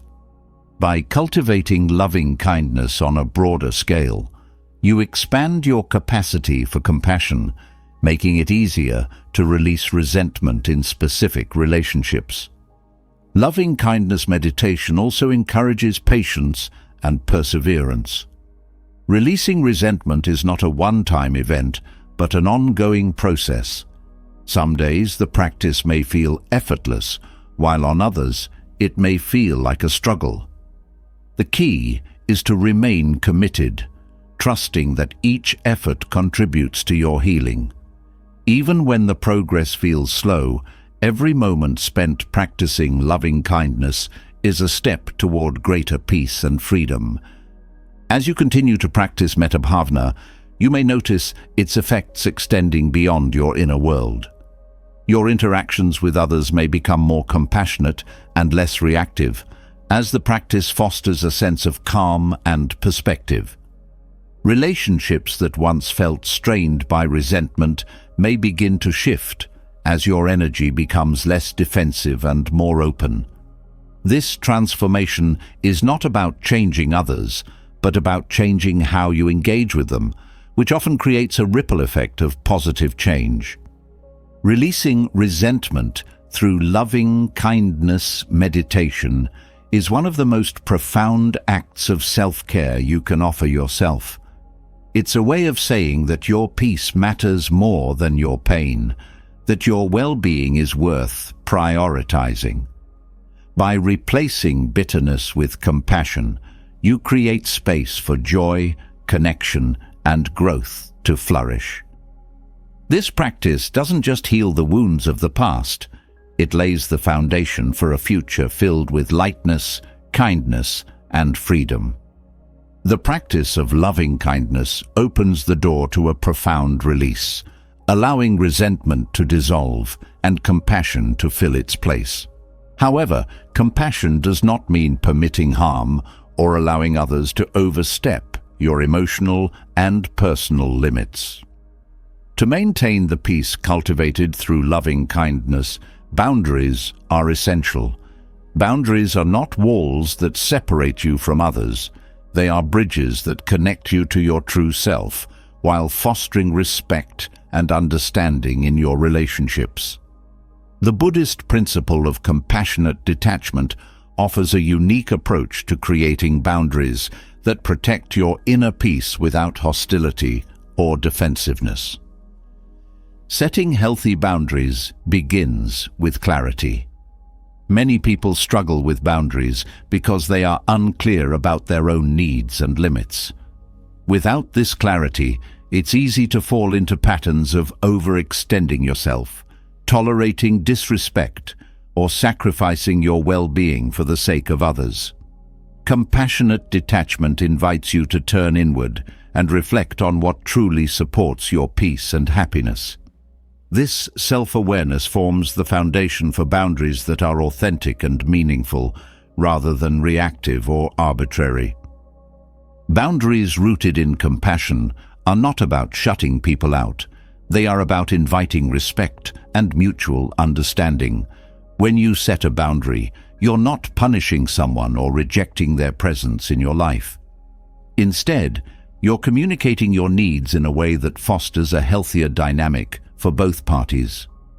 Compassionate detachment helps you approach this process with kindness, ensuring that your boundaries are not motivated by anger or resentment, but by a genuine desire to nurture peace and respect. The Buddhist perspective on detachment emphasizes the importance of letting go of control. Often people resist setting boundaries because they fear how others will react. This fear creates a cycle of avoidance, where you prioritize others' comfort over your own well-being. Compassionate detachment teaches that you cannot control how someone responds to your boundaries, and their reaction is not your responsibility. Your focus should be on expressing your truth with clarity and kindness, trusting that their response is a reflection of their own journey, not yours. Mindfulness plays a crucial role in establishing boundaries. By staying present, you can recognize when your limits are being tested or when a situation begins to feel uncomfortable. This awareness allows you to address the issue before it escalates, rather than reacting out of frustration or exhaustion. Mindfulness also helps you communicate your boundaries calmly and effectively, as it prevents you from being overwhelmed by emotions in the moment. A clear and composed mindset ensures that your message is received with greater understanding. Compassionate detachment also encourages you to release the need for approval. Setting boundaries can be difficult when you fear disappointing others or being seen as selfish. However, seeking constant approval often leads to sacrificing your own needs, which breeds resentment and imbalance.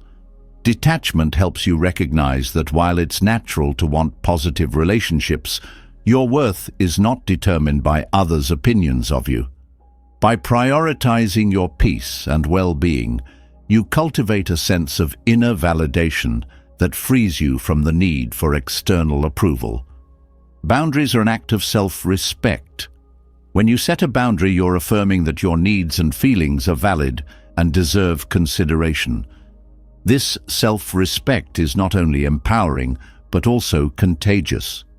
When you treat yourself with dignity, you encourage others to do the same. Compassionate detachment ensures that this self-respect doesn't come at the expense of kindness, as it teaches you to assert your needs without diminishing the value or feelings of others. One of the most transformative aspects of compassionate detachment is its emphasis on balance. Boundaries are not about withdrawing from relationships or becoming emotionally distant. They are about finding a middle path between enmeshment and isolation. This balance allows you to maintain meaningful connections while preserving your autonomy and inner peace. It creates space for both intimacy and individuality, fostering relationships that are grounded in mutual respect and understanding. The process of setting boundaries often requires confronting discomfort. You may fear conflict, rejection, or the possibility of losing a relationship. Compassionate detachment helps you navigate this discomfort by shifting your focus from external outcomes to internal alignment. When your actions are rooted in your values and truth, the discomfort becomes a temporary challenge rather than an insurmountable obstacle. This perspective empowers you to act with integrity, even when it feels difficult. Communication is key to setting healthy boundaries. How you express your needs can greatly influence how they are received. Compassionate detachment encourages you to communicate with honesty and kindness, avoiding blame or accusations. Instead of saying, "You never respect my time," you might say, "I feel overwhelmed when plans are changed at the last minute. I need more consistency to manage my schedule." This approach fosters understanding and reduces defensiveness, creating a foundation for constructive dialogue. Boundaries also require consistency. It's not enough to set them once and hope they'll be honored indefinitely. Compassionate detachment reminds you to uphold your boundaries with gentle persistence, even when it feels inconvenient. This consistency reinforces their importance and prevents the erosion of your well-being over time. It also communicates to others that your boundaries are non-negotiable, which fosters respect and reduces the likelihood of repeated violations. Forgiveness plays a role in maintaining boundaries. There may be times when others unintentionally overstep your limits, or when you struggle to uphold them yourself. Compassionate detachment encourages you to approach these moments with understanding rather than judgment. Forgiving yourself and others for boundary missteps creates an environment of growth and learning rather than one of blame or resentment. This forgiveness strengthens your resolve to continue setting and maintaining boundaries, knowing that imperfection is part of the process. Boundaries are not static. They evolve as you grow and as your relationships change. Compassionate detachment invites you to regularly reassess your boundaries, ensuring they continue to align with your needs and values. This flexibility is not about compromising your well-being, but about adapting to new circumstances with mindfulness and intention. It allows your boundaries to remain relevant and effective, supporting your peace and harmony in every stage of life. Another vital aspect of boundaries is learning to say no. For many, saying no feels uncomfortable as it risks disappointing others or appearing unkind. However, compassionate detachment reframes no as an act of love, both for yourself and for the other person. Saying no when something compromises your well-being ensures that you can show up fully and authentically in your relationships, rather than becoming overwhelmed or resentful. It also teaches others to respect your limits and take responsibility for their own needs. Boundaries also extend to your relationship with yourself. Compassionate detachment encourages you to set limits on self-criticism, overworking, or neglecting your well-being. Just as you would protect your peace in a relationship with someone else, you must do the same in your relationship with yourself. This self-boundary fosters a sense of balance and self-care, ensuring that you treat yourself with the same compassion and respect you offer to others. The practice of setting boundaries is deeply empowering. It shifts the focus from external control to internal agency, reminding you that you have the power to create a life aligned with your values and needs. Compassionate detachment enhances this empowerment by grounding your boundaries in kindness and understanding, ensuring they support not only your well-being, but also the health of your relationships. Boundaries are not barriers to connection. They are the foundation of meaningful, balanced relationships. By setting and maintaining boundaries with compassion, you create a space where respect, understanding, and authenticity can thrive. Compassionate detachment transforms boundaries from a source of conflict into a tool for harmony, fostering a life of peace and intentionality. Through this practice, you not only protect your inner peace, but also honor the humanity and dignity of everyone you encounter. Boundaries rooted in compassion help safeguard your inner peace, but there are moments when even the healthiest boundaries cannot salvage a relationship. Letting go becomes the only path forward.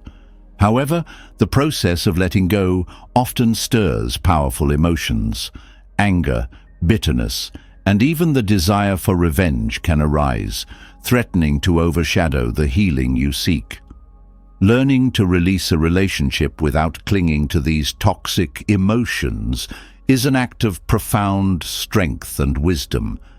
This journey is not about erasing the hurt or forgetting the past. It is about cultivating equanimity, a balanced state of mind that allows you to part ways with dignity and grace. Letting go without anger or revenge begins with acceptance. Often, the emotions that arise when a relationship ends are tied to resistance to the reality of the situation, to the other person's actions, or to your own feelings of pain. Accepting what has happened does not mean you condone hurtful behavior or dismiss your emotions. It means you acknowledge the truth of the situation as it is, without trying to change or control it. This acceptance creates a foundation for moving forward with clarity, free from the turmoil of denial or resistance. Equanimity, a core principle in Buddhist philosophy, plays a crucial role in this process. It teaches you to remain steady and composed, even in the face of emotional upheaval. Cultivating equanimity does not mean suppressing your feelings. It means observing them without judgment, allowing them to rise and fall like waves. By practicing this awareness, you create space between yourself and your emotions, reducing their power to dictate your actions or cloud your judgment. This emotional steadiness enables you to let go without being consumed by anger or a need for retaliation. Forgiveness is another essential step in letting go without toxic emotions. Forgiveness is often misunderstood as excusing someone's actions or pretending the hurt didn't happen. In reality, forgiveness is an act of liberation. It frees you from the grip of resentment and allows you to reclaim your peace. This does not mean you have to reconcile with the person or invite them back into your life. It simply means you release the emotional hold their actions have over you, choosing your well-being over the weight of unresolved anger. Practicing forgiveness can be challenging, especially when the pain feels fresh or profound. One way to approach it is through empathy. While it's not always easy, trying to understand the other person's perspective can soften feelings of anger or blame. Recognizing that their actions may have been shaped by their own struggles or limitations does not excuse their behavior, but it can help you see them as human rather than as a source of harm.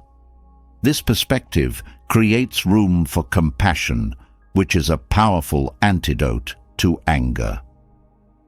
Letting go without anger also requires releasing the need for closure.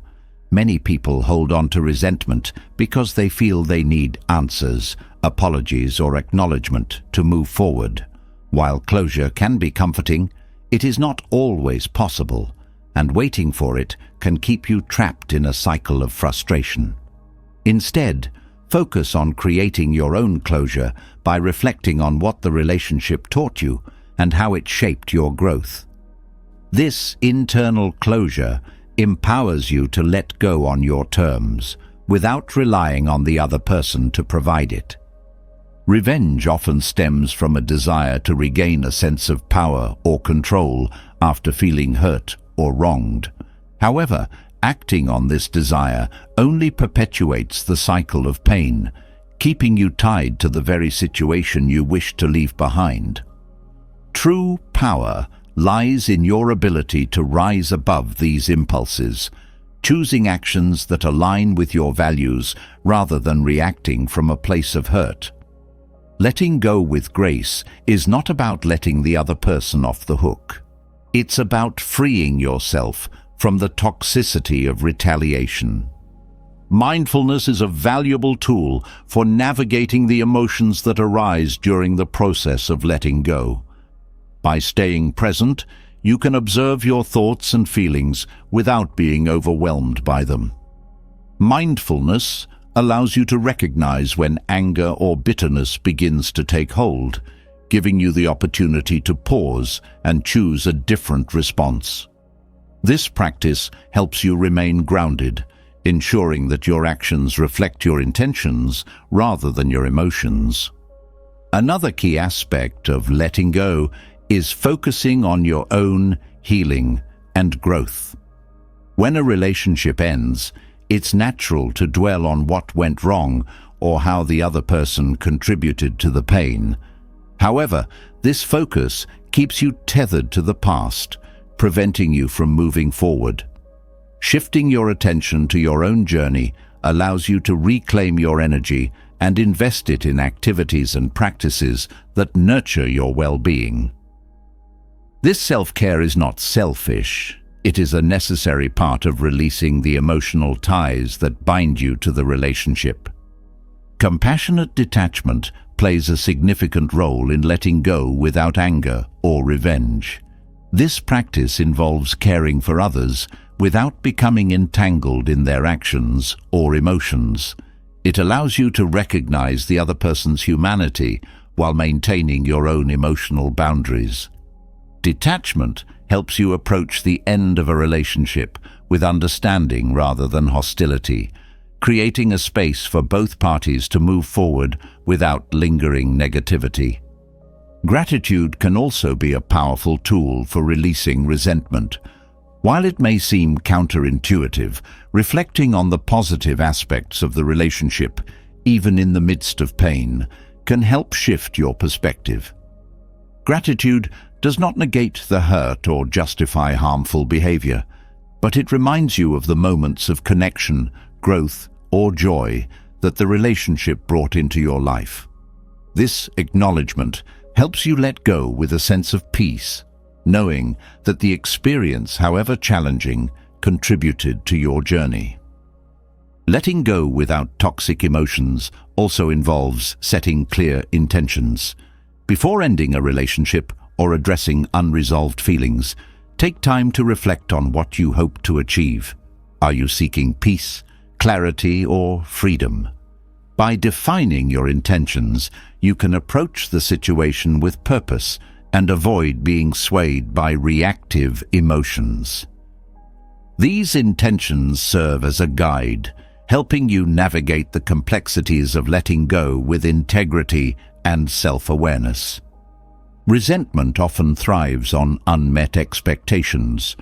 When a relationship ends, it's easy to focus on how the other person failed to meet your needs or fulfill your hopes. Letting go without anger involves releasing these expectations and accepting the reality of what the relationship was, rather than what you wished it to be.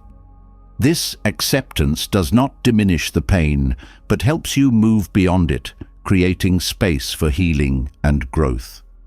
Letting go also means releasing the narrative of blame. While it's natural to assign responsibility for the pain, clinging to blame keeps you tethered to the past and prevents you from finding closure. Instead, focus on taking responsibility for your own healing. This shift empowers you to move forward, knowing that your well-being is in your hands, not dependent on the actions or apologies of others. Equanimity teaches you to approach endings with a sense of balance and perspective. Relationships, like all aspects of life, are impermanent, and their endings are not a reflection of failure, but of life's natural ebb and flow. By embracing this truth, you can let go without clinging to anger or regret, trusting that each ending creates space for new beginnings. Ultimately, letting go without anger or revenge is an act of self-love. It is a choice to prioritize your peace and well-being over the weight of past hurts. This process requires courage, patience, and compassion, but it also brings profound freedom. By releasing the grip of toxic emotions, you open the door to a future defined not by the pain of what was lost, but by the possibilities of what lies ahead. Letting go without anger or revenge creates a space for peace, but that space can often feel unfamiliar, even fragile. The emptiness left behind after ending a toxic relationship may stir a mixture of relief, sadness, and uncertainty. This is where the true work begins, healing yourself and rediscovering the inner harmony that was once overshadowed by emotional chaos. Buddhist practices offer a gentle, powerful path to self-care, focusing on nurturing self-love, regaining balance, and embracing your wholeness. Healing after letting go starts with acknowledging your emotions without judgment. It is natural to feel a range of emotions, from grief to relief, after releasing a toxic connection. Instead of pushing these feelings aside or rushing to move on, Buddhist teachings encourage you to sit with them and allow them to flow freely. By observing your emotions without clinging to them, you give yourself permission to process the pain and let it dissipate naturally. This practice of mindful observation creates a sense of emotional freedom, as it prevents you from being overwhelmed or trapped by what you feel. Self-compassion is the cornerstone of healing.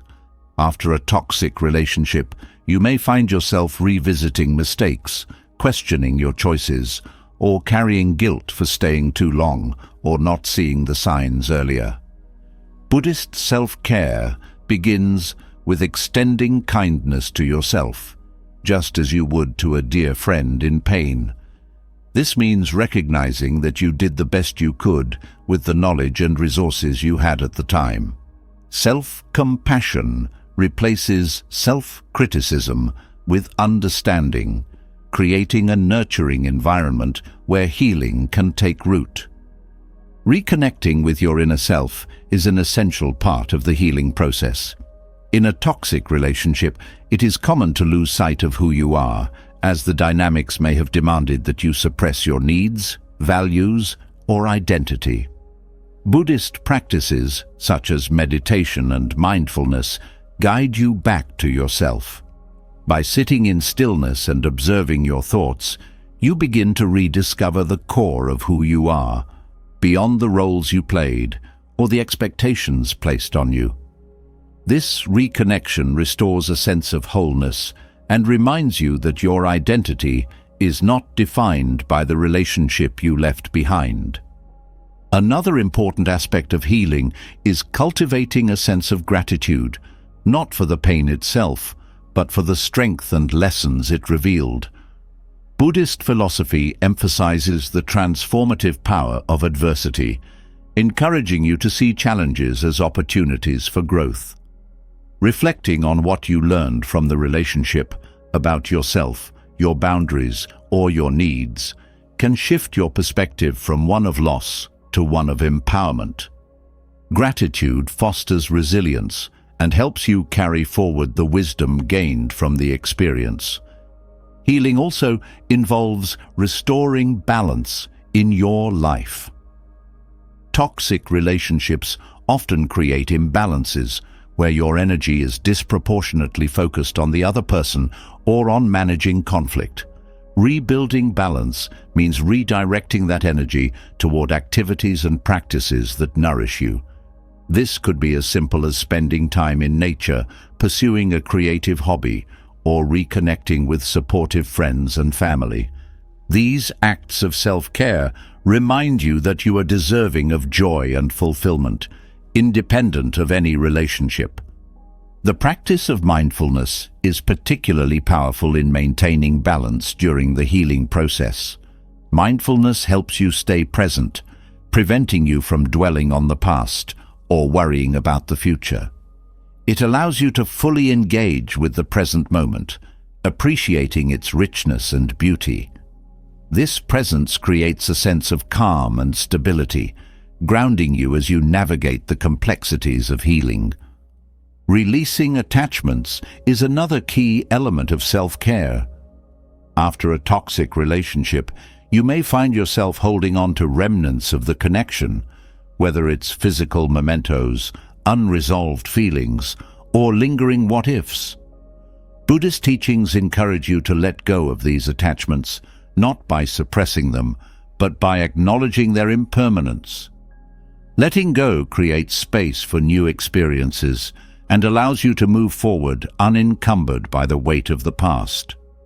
Practicing loving kindness toward yourself is a profound way to nurture healing. Loving kindness meditation, or metta bhavana, involves offering phrases of goodwill to yourself, such as, "May I be happy, may I be healthy, may I be free from suffering." This practice not only cultivates self-love, but also reinforces your commitment to your own well-being. It shifts your focus from the pain of the past to the possibilities of the present, creating a foundation of positivity and hope. Establishing healthy routines is another important aspect of healing. Toxic relationships often disrupt your sense of stability, leaving you feeling unmoored. Creating a daily routine that includes practices like meditation, exercise, or journaling can help you regain a sense of structure and control. These routines serve as anchors, providing consistency and comfort as you navigate the ups and downs of healing. Buddhist teachings also emphasize the importance of non-attachment to outcomes. As you heal, it's natural to hope for a certain timeline or specific results. However, clinging to these expectations can create frustration or disappointment if progress feels slow. Non-attachment teaches you to trust the process, allowing healing to unfold in its own time and in its own way. This patience creates space for deeper and more sustainable growth. Connecting with a supportive community can also enhance your healing journey. In Buddhism, the Sangha, or spiritual community, plays a vital role in providing guidance and encouragement. Surrounding yourself with people who uplift and support you can make a significant difference in your recovery. Whether it's close friends, family, or a group that shares your values, these connections remind you that you are not alone and that healing is a shared human experience. Healing after a toxic relationship also involves setting intentions for the future. While it's important to process the past, dwelling on it can keep you stuck. Setting intentions allows you to shift your focus toward what you want to create moving forward. These intentions don't have to be grand. They can be as simple as prioritizing your well-being, pursuing a passion, or fostering healthy relationships. Intentions serve as a guiding light, helping you navigate the path ahead with clarity and purpose. Rebuilding trust in yourself is another critical aspect of healing. Toxic relationships often erode your confidence in your own judgment or instincts. Buddhist practices encourage you to reconnect with your inner wisdom by cultivating self-awareness and mindfulness. As you begin to trust yourself again, you strengthen your ability to make decisions that align with your values and protect your well-being. Healing is about embracing the impermanence of pain. Just as joy is fleeting, so too is sorrow. Buddhist philosophy reminds you that all emotions, no matter how intense, will eventually pass. By holding this truth in your heart, you can approach the healing process with hope and patience, knowing that the pain you feel today will transform into peace and wisdom with time. Through these practices, healing becomes not just a process of recovery, but a journey of transformation. It is an opportunity to rediscover your strength, reclaim your peace, and create a life that reflects your true self. Buddhist approaches to self-care provide the tools and guidance to navigate this journey with grace, empowering you to move forward with a heart that is whole and a spirit that is free. The journey of healing after letting go of a toxic relationship brings moments of clarity, self-compassion, and renewed strength. Yet, there remains a deeper layer to explore, transforming the pain you experienced into a source of wisdom and growth. Pain, while difficult to endure, carries lessons that have the potential to elevate your understanding of yourself, others, and the world around you. It is not the suffering itself, but what you choose to do with it that defines your path forward. Through this transformation, challenges become opportunities, and endings become beginnings. Pain from a toxic relationship can feel overwhelming, but it often serves as a mirror, reflecting truths about your values, boundaries, and patterns. When viewed through the lens of growth, these reflections offer insights into your emotional needs and vulnerabilities. Instead of avoiding or suppressing this pain, allow yourself to explore it with curiosity and openness. What does the pain reveal about what you tolerated, what you long for, or what you lacked? Each revelation holds a seed of wisdom, showing you areas where healing and growth are most needed. A significant aspect of transforming pain into wisdom is taking responsibility for your role in the dynamic. This does not mean blaming yourself for being mistreated, but rather acknowledging where your choices or actions may have contributed to the relationship's challenges. Perhaps you ignored red flags, compromised your values, or struggled to assert your needs. Taking responsibility empowers you to learn from these experiences, ensuring that you approach future relationships with greater awareness and intentionality. Pain also highlights your resilience. Enduring a toxic relationship and finding the strength to leave it behind is no small feat. Reflecting on the courage it took to make that decision can shift your perspective from one of victimhood to one of empowerment. Recognizing your resilience reminds you of your capacity to navigate difficult situations and emerge stronger on the other side. This newfound strength becomes a cornerstone for building a life rooted in self-respect and authenticity. One of the profound lessons pain teaches is the importance of boundaries. Toxic relationships often push the limits of what you can endure, exposing areas where your boundaries may have been too porous or undefined.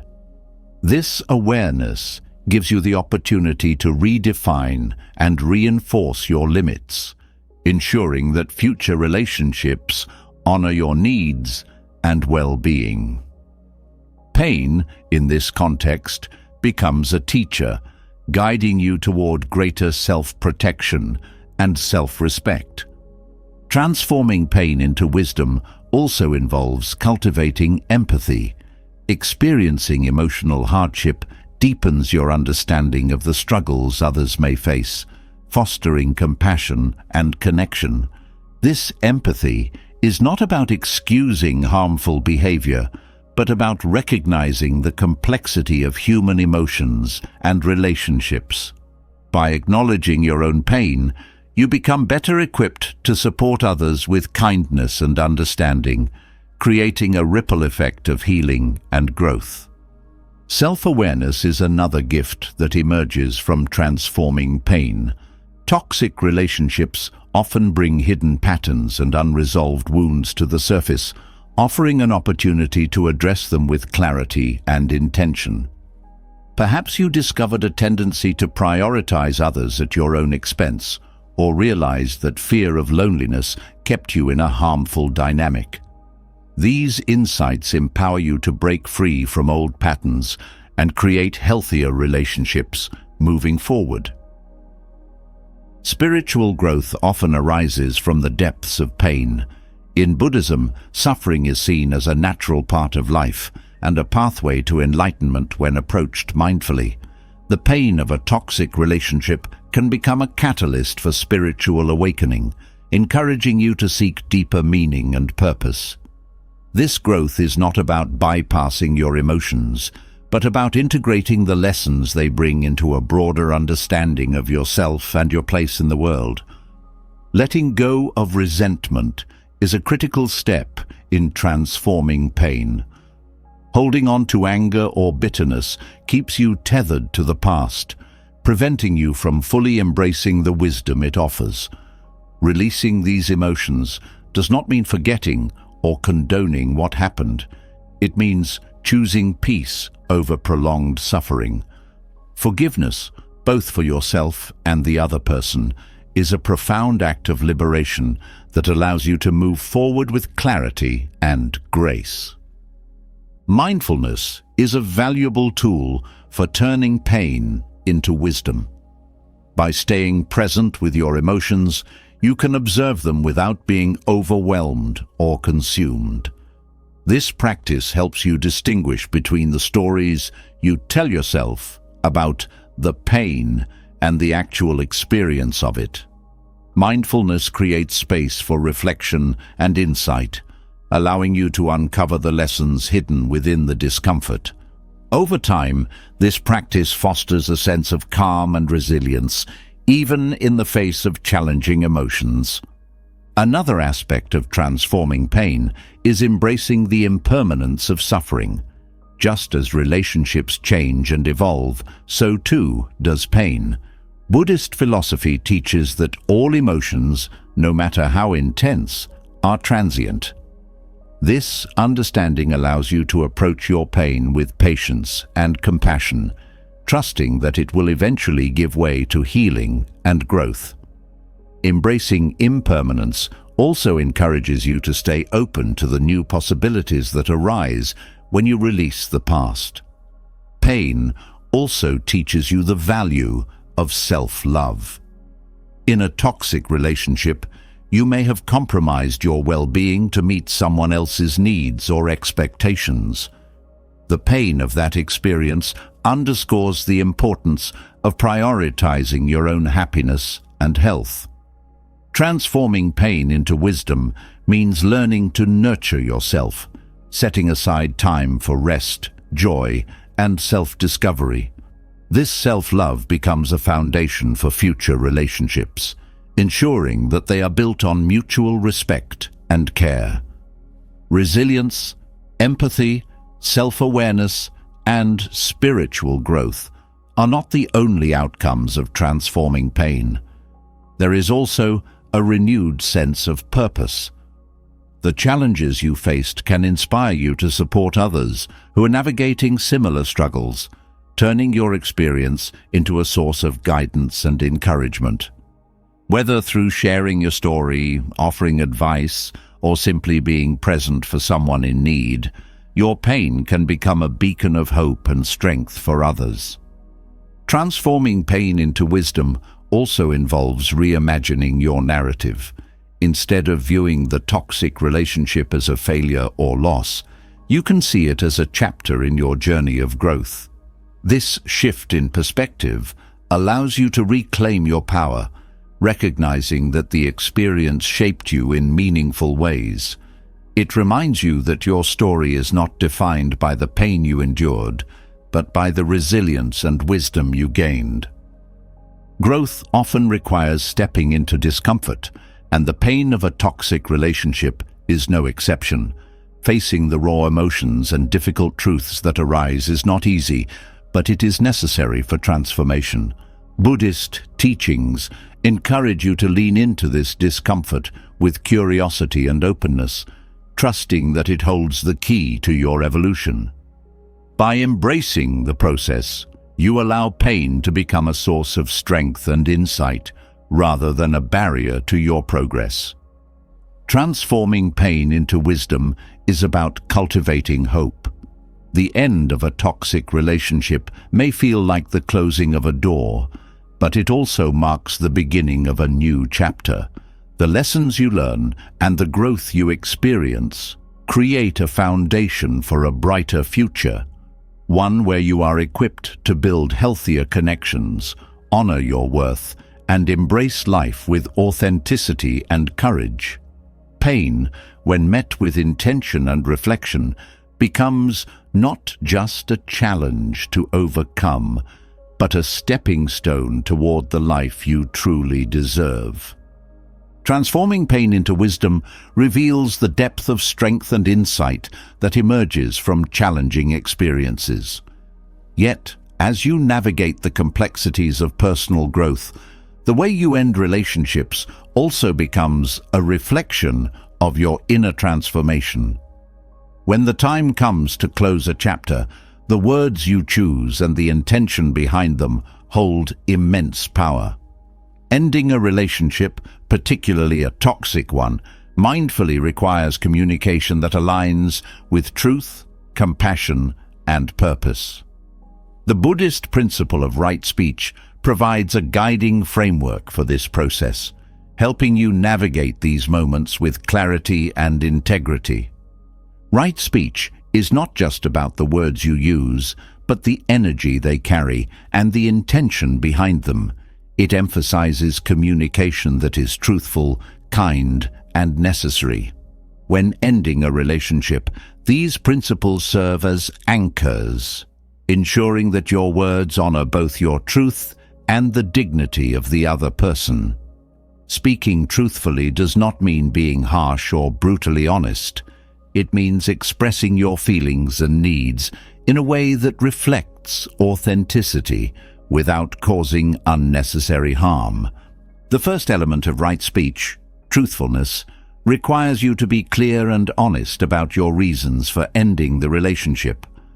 Avoiding or sugarcoating the truth may seem like an easier path, but it often creates confusion and prolongs the emotional entanglement. Truthfulness invites you to articulate your feelings and boundaries with sincerity, allowing both parties to gain clarity and move forward. This honesty is not about placing blame, but about taking responsibility for your own well-being and expressing your needs with respect. Kindness is equally important in practicing right speech. Ending a relationship, even a toxic one, is a vulnerable moment for both individuals. Choosing words that reflect empathy and understanding helps to soften the impact of the conversation. Kindness does not mean avoiding difficult truths or sacrificing your boundaries. It means delivering those truths with compassion. Acknowledging the other person's humanity, even in the midst of pain or conflict, creates space for closure and healing. The necessity of your words is another key principle of right speech. Before speaking, reflect on whether what you're about to say is truly essential to the conversation. Unnecessary comments or criticisms often arise from anger or frustration and serve no constructive purpose. By focusing on what is necessary, you streamline the conversation, ensuring that your words are meaningful and aligned with your intention to end the relationship mindfully. Right speech also involves mindful listening. Communication is not solely about expressing your own thoughts. It is also about creating a space for the other person to be heard. Listening without interruption or judgment demonstrates respect, even if you disagree with their perspective. This act of presence and attentiveness helps to de-escalate tension and fosters a sense of mutual understanding, even in moments of disagreement. Timing plays a crucial role in ending relationships mindfully. Right speech encourages you to consider the context and emotional state of both individuals before initiating the conversation. Choosing a time when you're both calm and focused allows for a more constructive dialogue. Rushed or emotionally charged conversations often lead to misunderstandings and heightened conflict. By approaching the conversation with patience and intention, you create an environment where right speech can thrive. Non-attachment is another important aspect of practicing right speech during this process. It is natural to feel tempted to seek validation, justify your actions, or elicit a specific response from the other person. However, these attachments can cloud your communication and lead to unnecessary tension. Right speech teaches you to speak from a place of inner alignment, without being overly attached to how your words are received. This detachment allows you to remain centered and focused on your intention rather than being swayed by external reactions. Balancing honesty with tact is a skill that right speech cultivates. When sharing your reasons for ending the relationship, avoid blaming or accusing the other person. Instead, focus on expressing your feelings and experiences in a way that reflects your personal truth. For example, saying, "I feel that this relationship is no longer healthy for me," is more constructive than "you always make things difficult."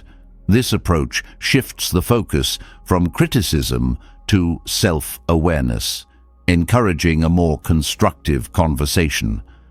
Another vital aspect of right speech is refraining from gossip or speaking negatively about the other person to others. Ending a relationship can stir emotions that tempt you to vent or seek validation from mutual friends or family. However, speaking ill of the other person only perpetuates negativity and harms your integrity. Right speech reminds you to honor the dignity of the relationship, even as it ends, by choosing words that reflect respect and restraint. Self-awareness is essential in practicing right speech. Before initiating the conversation, take time to reflect on your intentions and emotions. Are you approaching the conversation from a place of clarity and compassion, or are unresolved feelings influencing your words? This self-reflection helps you align your communication with the principles of right speech, ensuring that your words reflect your highest intentions rather than reactive emotions. Boundaries are an integral part of ending relationships mindfully. Right speech provides a framework for articulating these boundaries with clarity and respect.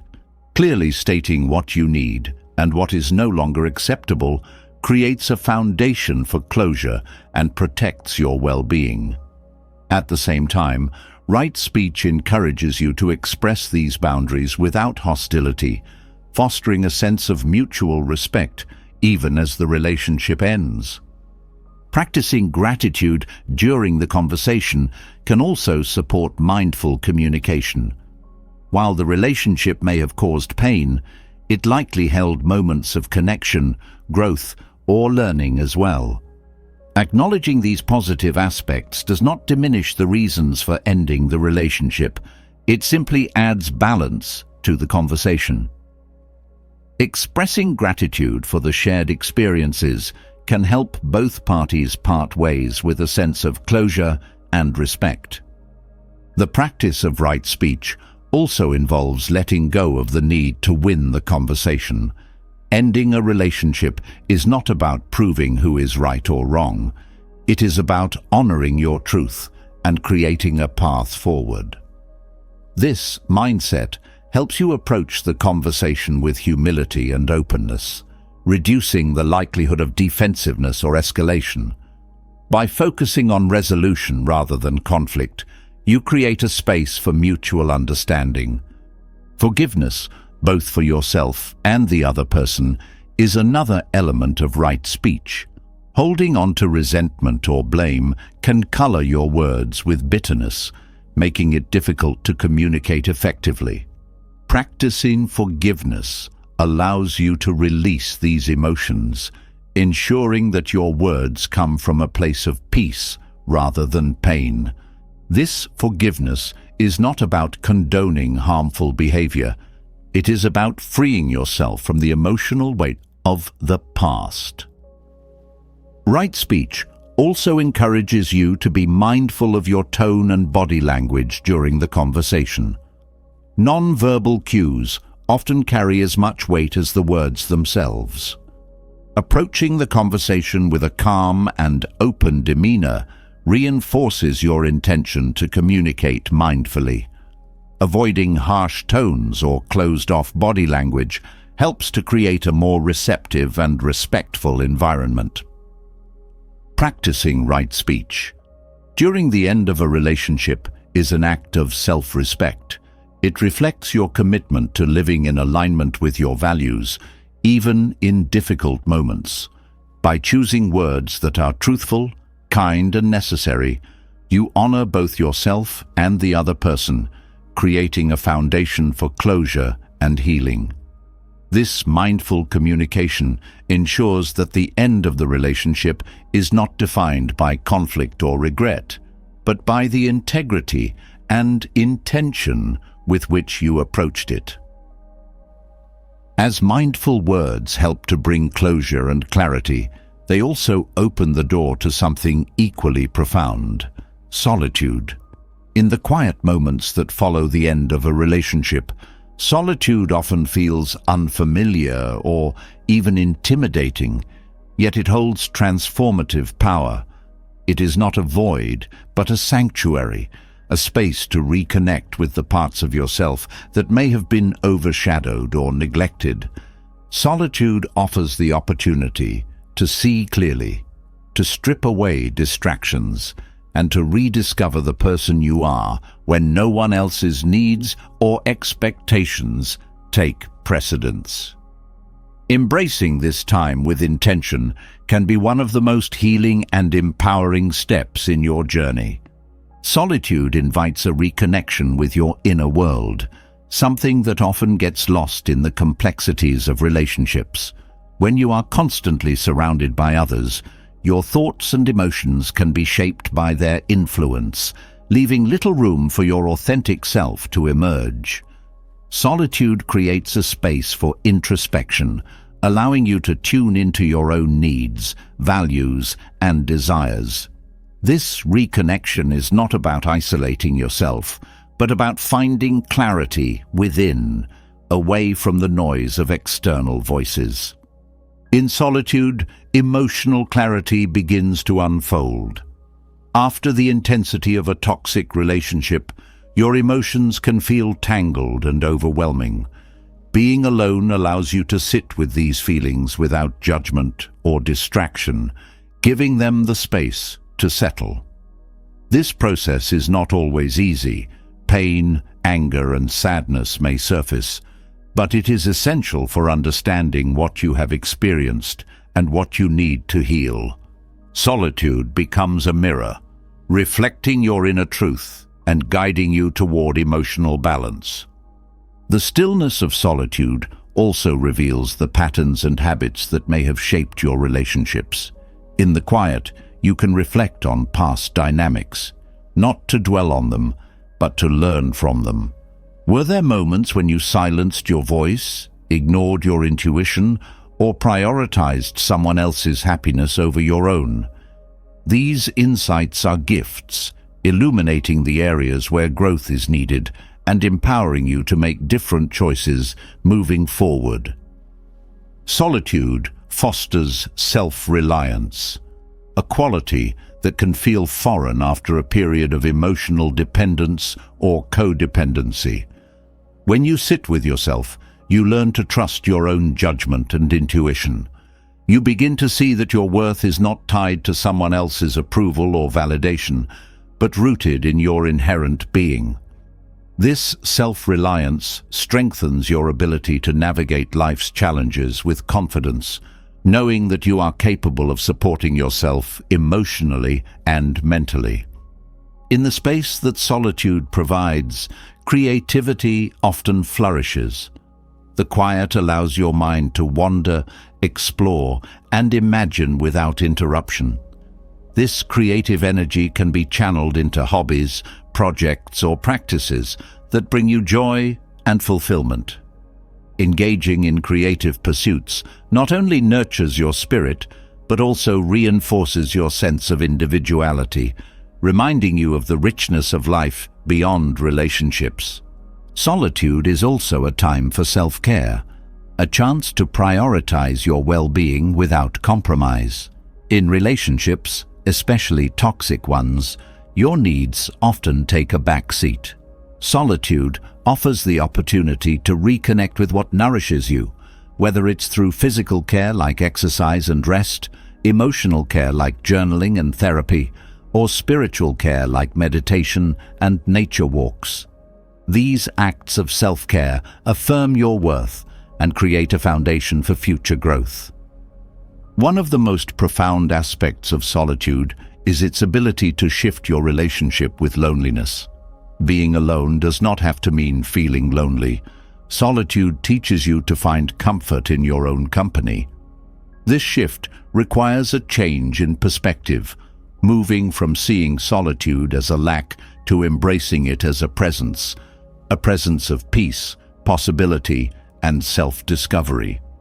As you grow more comfortable with solitude, you realize that being alone can be a source of strength rather than a sign of weakness. Solitude also cultivates mindfulness, encouraging you to be fully present with yourself. In the absence of external distractions, you can pay attention to the subtleties of your thoughts, emotions, and surroundings. This mindfulness deepens your awareness of who you are and what truly matters to you. It helps you break free from the autopilot of daily life, replacing it with intentional living and authentic choices. The quiet of solitude allows you to rediscover your passions and interests, many of which may have been overshadowed in the demands of a relationship. What activities make you lose track of time? What dreams have you set aside? Solitude gives you the space to explore these questions and reignite the spark of curiosity and joy within you. This exploration is not just about finding new hobbies. It's about reconnecting with the essence of who you are. Solitude also provides an opportunity to recalibrate your boundaries. Reflecting on past experiences helps you identify where your boundaries were crossed or neglected, and solitude gives you the clarity to redefine them. This process strengthens your ability to protect your emotional and mental well-being in future relationships, ensuring that you enter them from a place of strength and self-respect. Spiritual growth often finds fertile ground in solitude. In Buddhist practice, solitude is seen as a time to deepen your connection with the present moment and cultivate inner peace. Whether through meditation, prayer, or quiet reflection, solitude allows you to explore the deeper dimensions of your existence. This spiritual connection becomes a source of resilience and guidance, helping you navigate life's uncertainties with grace. Solitude also helps you develop gratitude, not just for the quiet moments, but for the lessons learned from the past. In the stillness, you can reflect on the growth that emerged from your experiences, even the painful ones. Gratitude shifts your focus from what was lost to what was gained, fostering a sense of contentment and hope for the future. In solitude, you also learn to release the need for external validation. When you spend time alone, you come to realize that your worth is not defined by how others perceive you.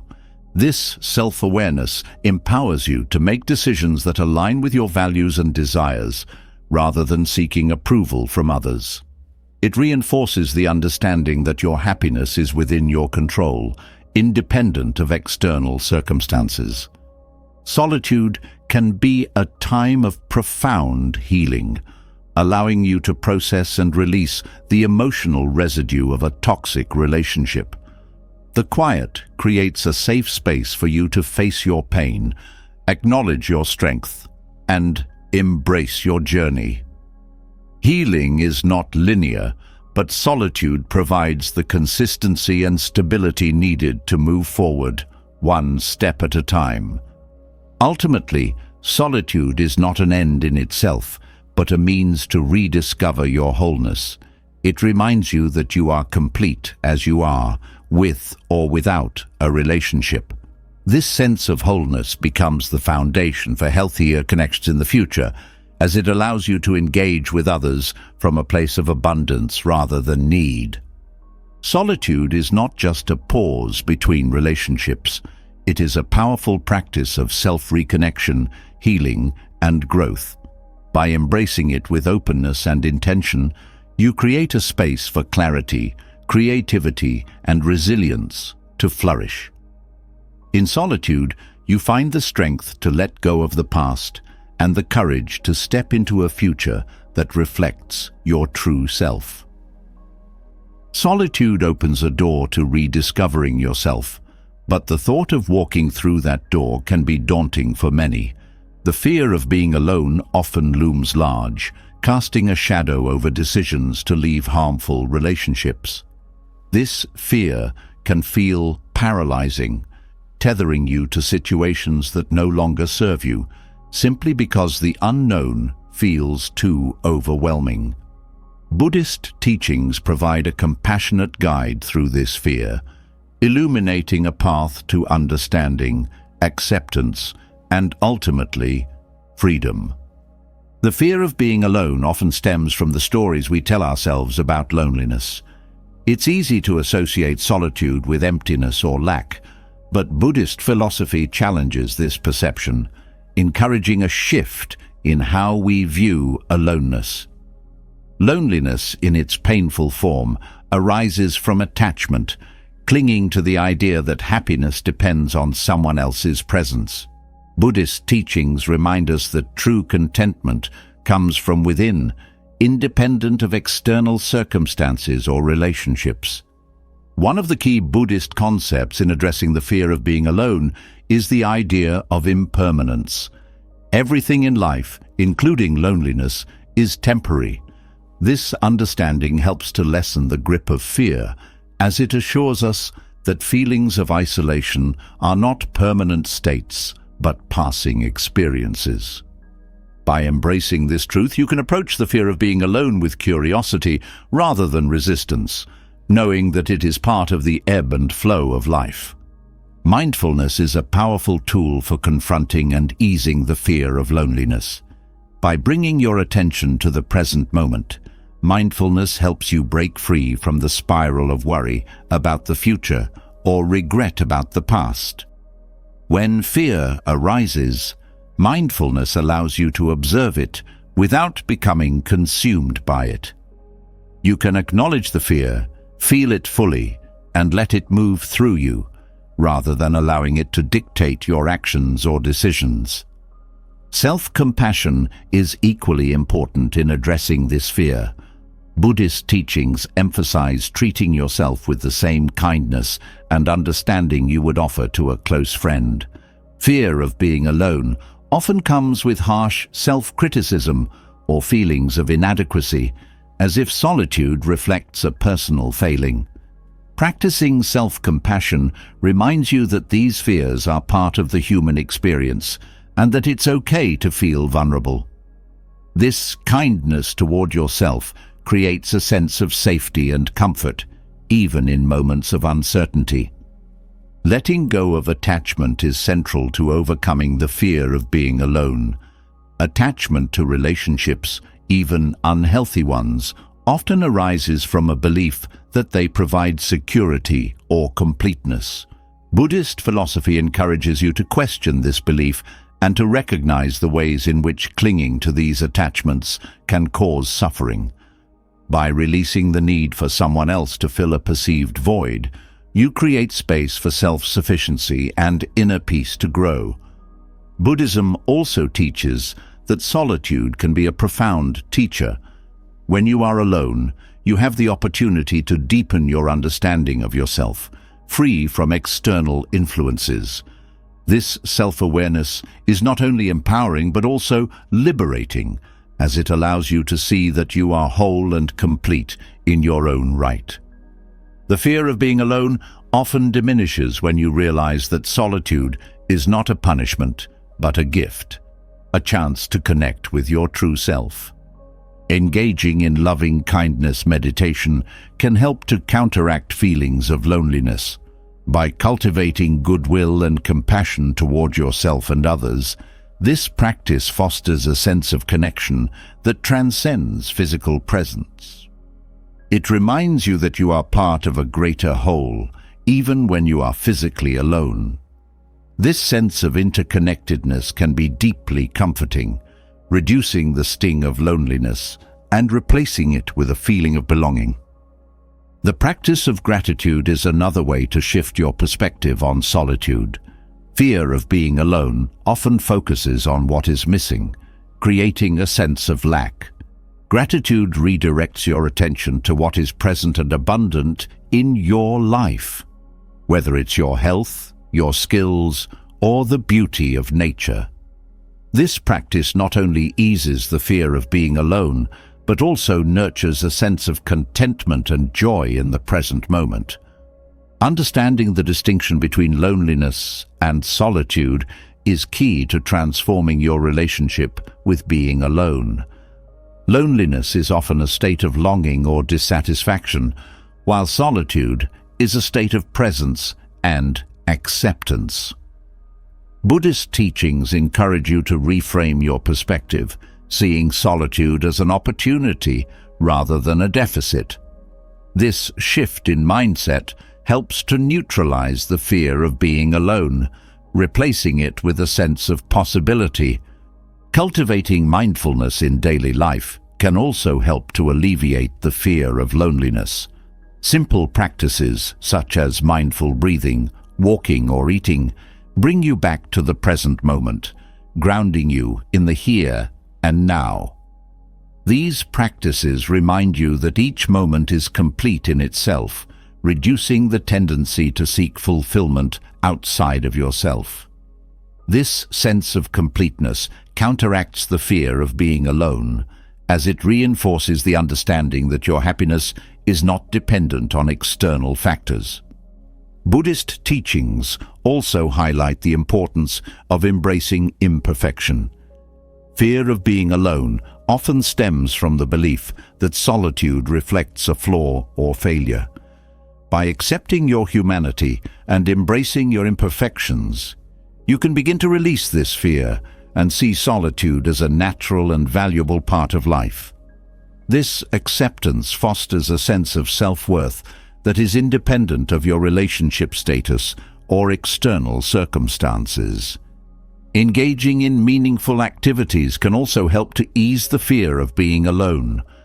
When you focus on pursuits that align with your values and passions, you fill your time with purpose and fulfillment.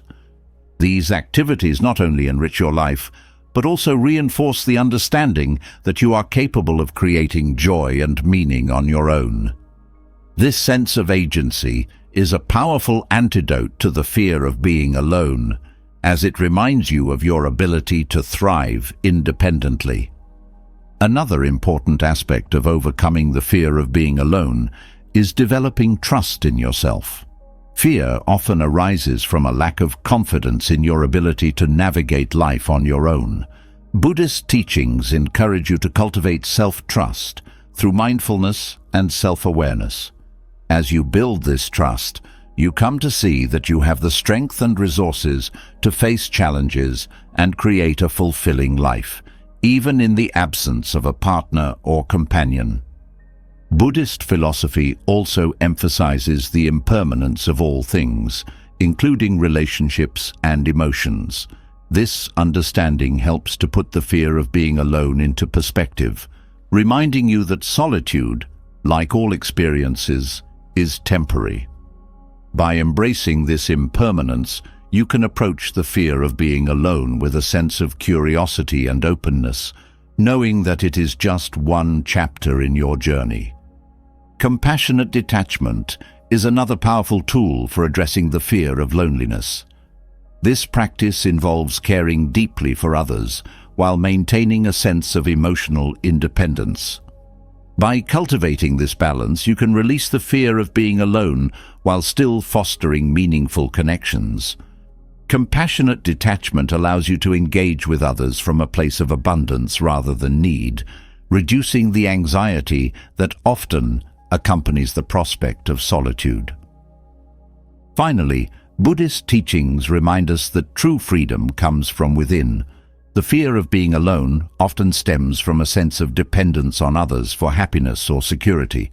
By turning inward and cultivating inner peace, you free yourself from this dependence and discover a wellspring of contentment that is not tied to external circumstances. This inner freedom is the ultimate antidote to the fear of being alone, as it empowers you to navigate life with confidence, resilience, and joy. Letting go of toxic relationships is one of the most challenging but transformative acts of self-love you can undertake. Through Buddhist teachings, we've explored how to recognize harmful patterns, cultivate non-attachment, and practice forgiveness while honoring your inner peace. We've delved into the power of solitude, the importance of mindfulness, and the wisdom that emerges when pain is transformed into growth. These practices are not about running from relationships or dismissing their value, but about reclaiming your emotional clarity, self-respect, and ability to thrive. As you continue your journey, remember that healing is not a destination, but an ongoing process. Each step, no matter how small, is progress toward a life rooted in peace, resilience, and wisdom. Whether it's setting compassionate boundaries, embracing impermanence, or rediscovering the strength within yourself, every moment is an opportunity to create the freedom and fulfillment you deserve. If this resonated with you, we'd love to hear your thoughts. What part of this journey spoke to you the most? Share your reflections or questions in the comments below. We're here to support and learn from each other. And if you found value in this discussion, don't forget to subscribe and hit the notification bell to join our community and stay inspired. Together, we'll continue exploring transformative insights and building lives of intention and meaning. Thank you for being part of this journey. Your growth inspires us all.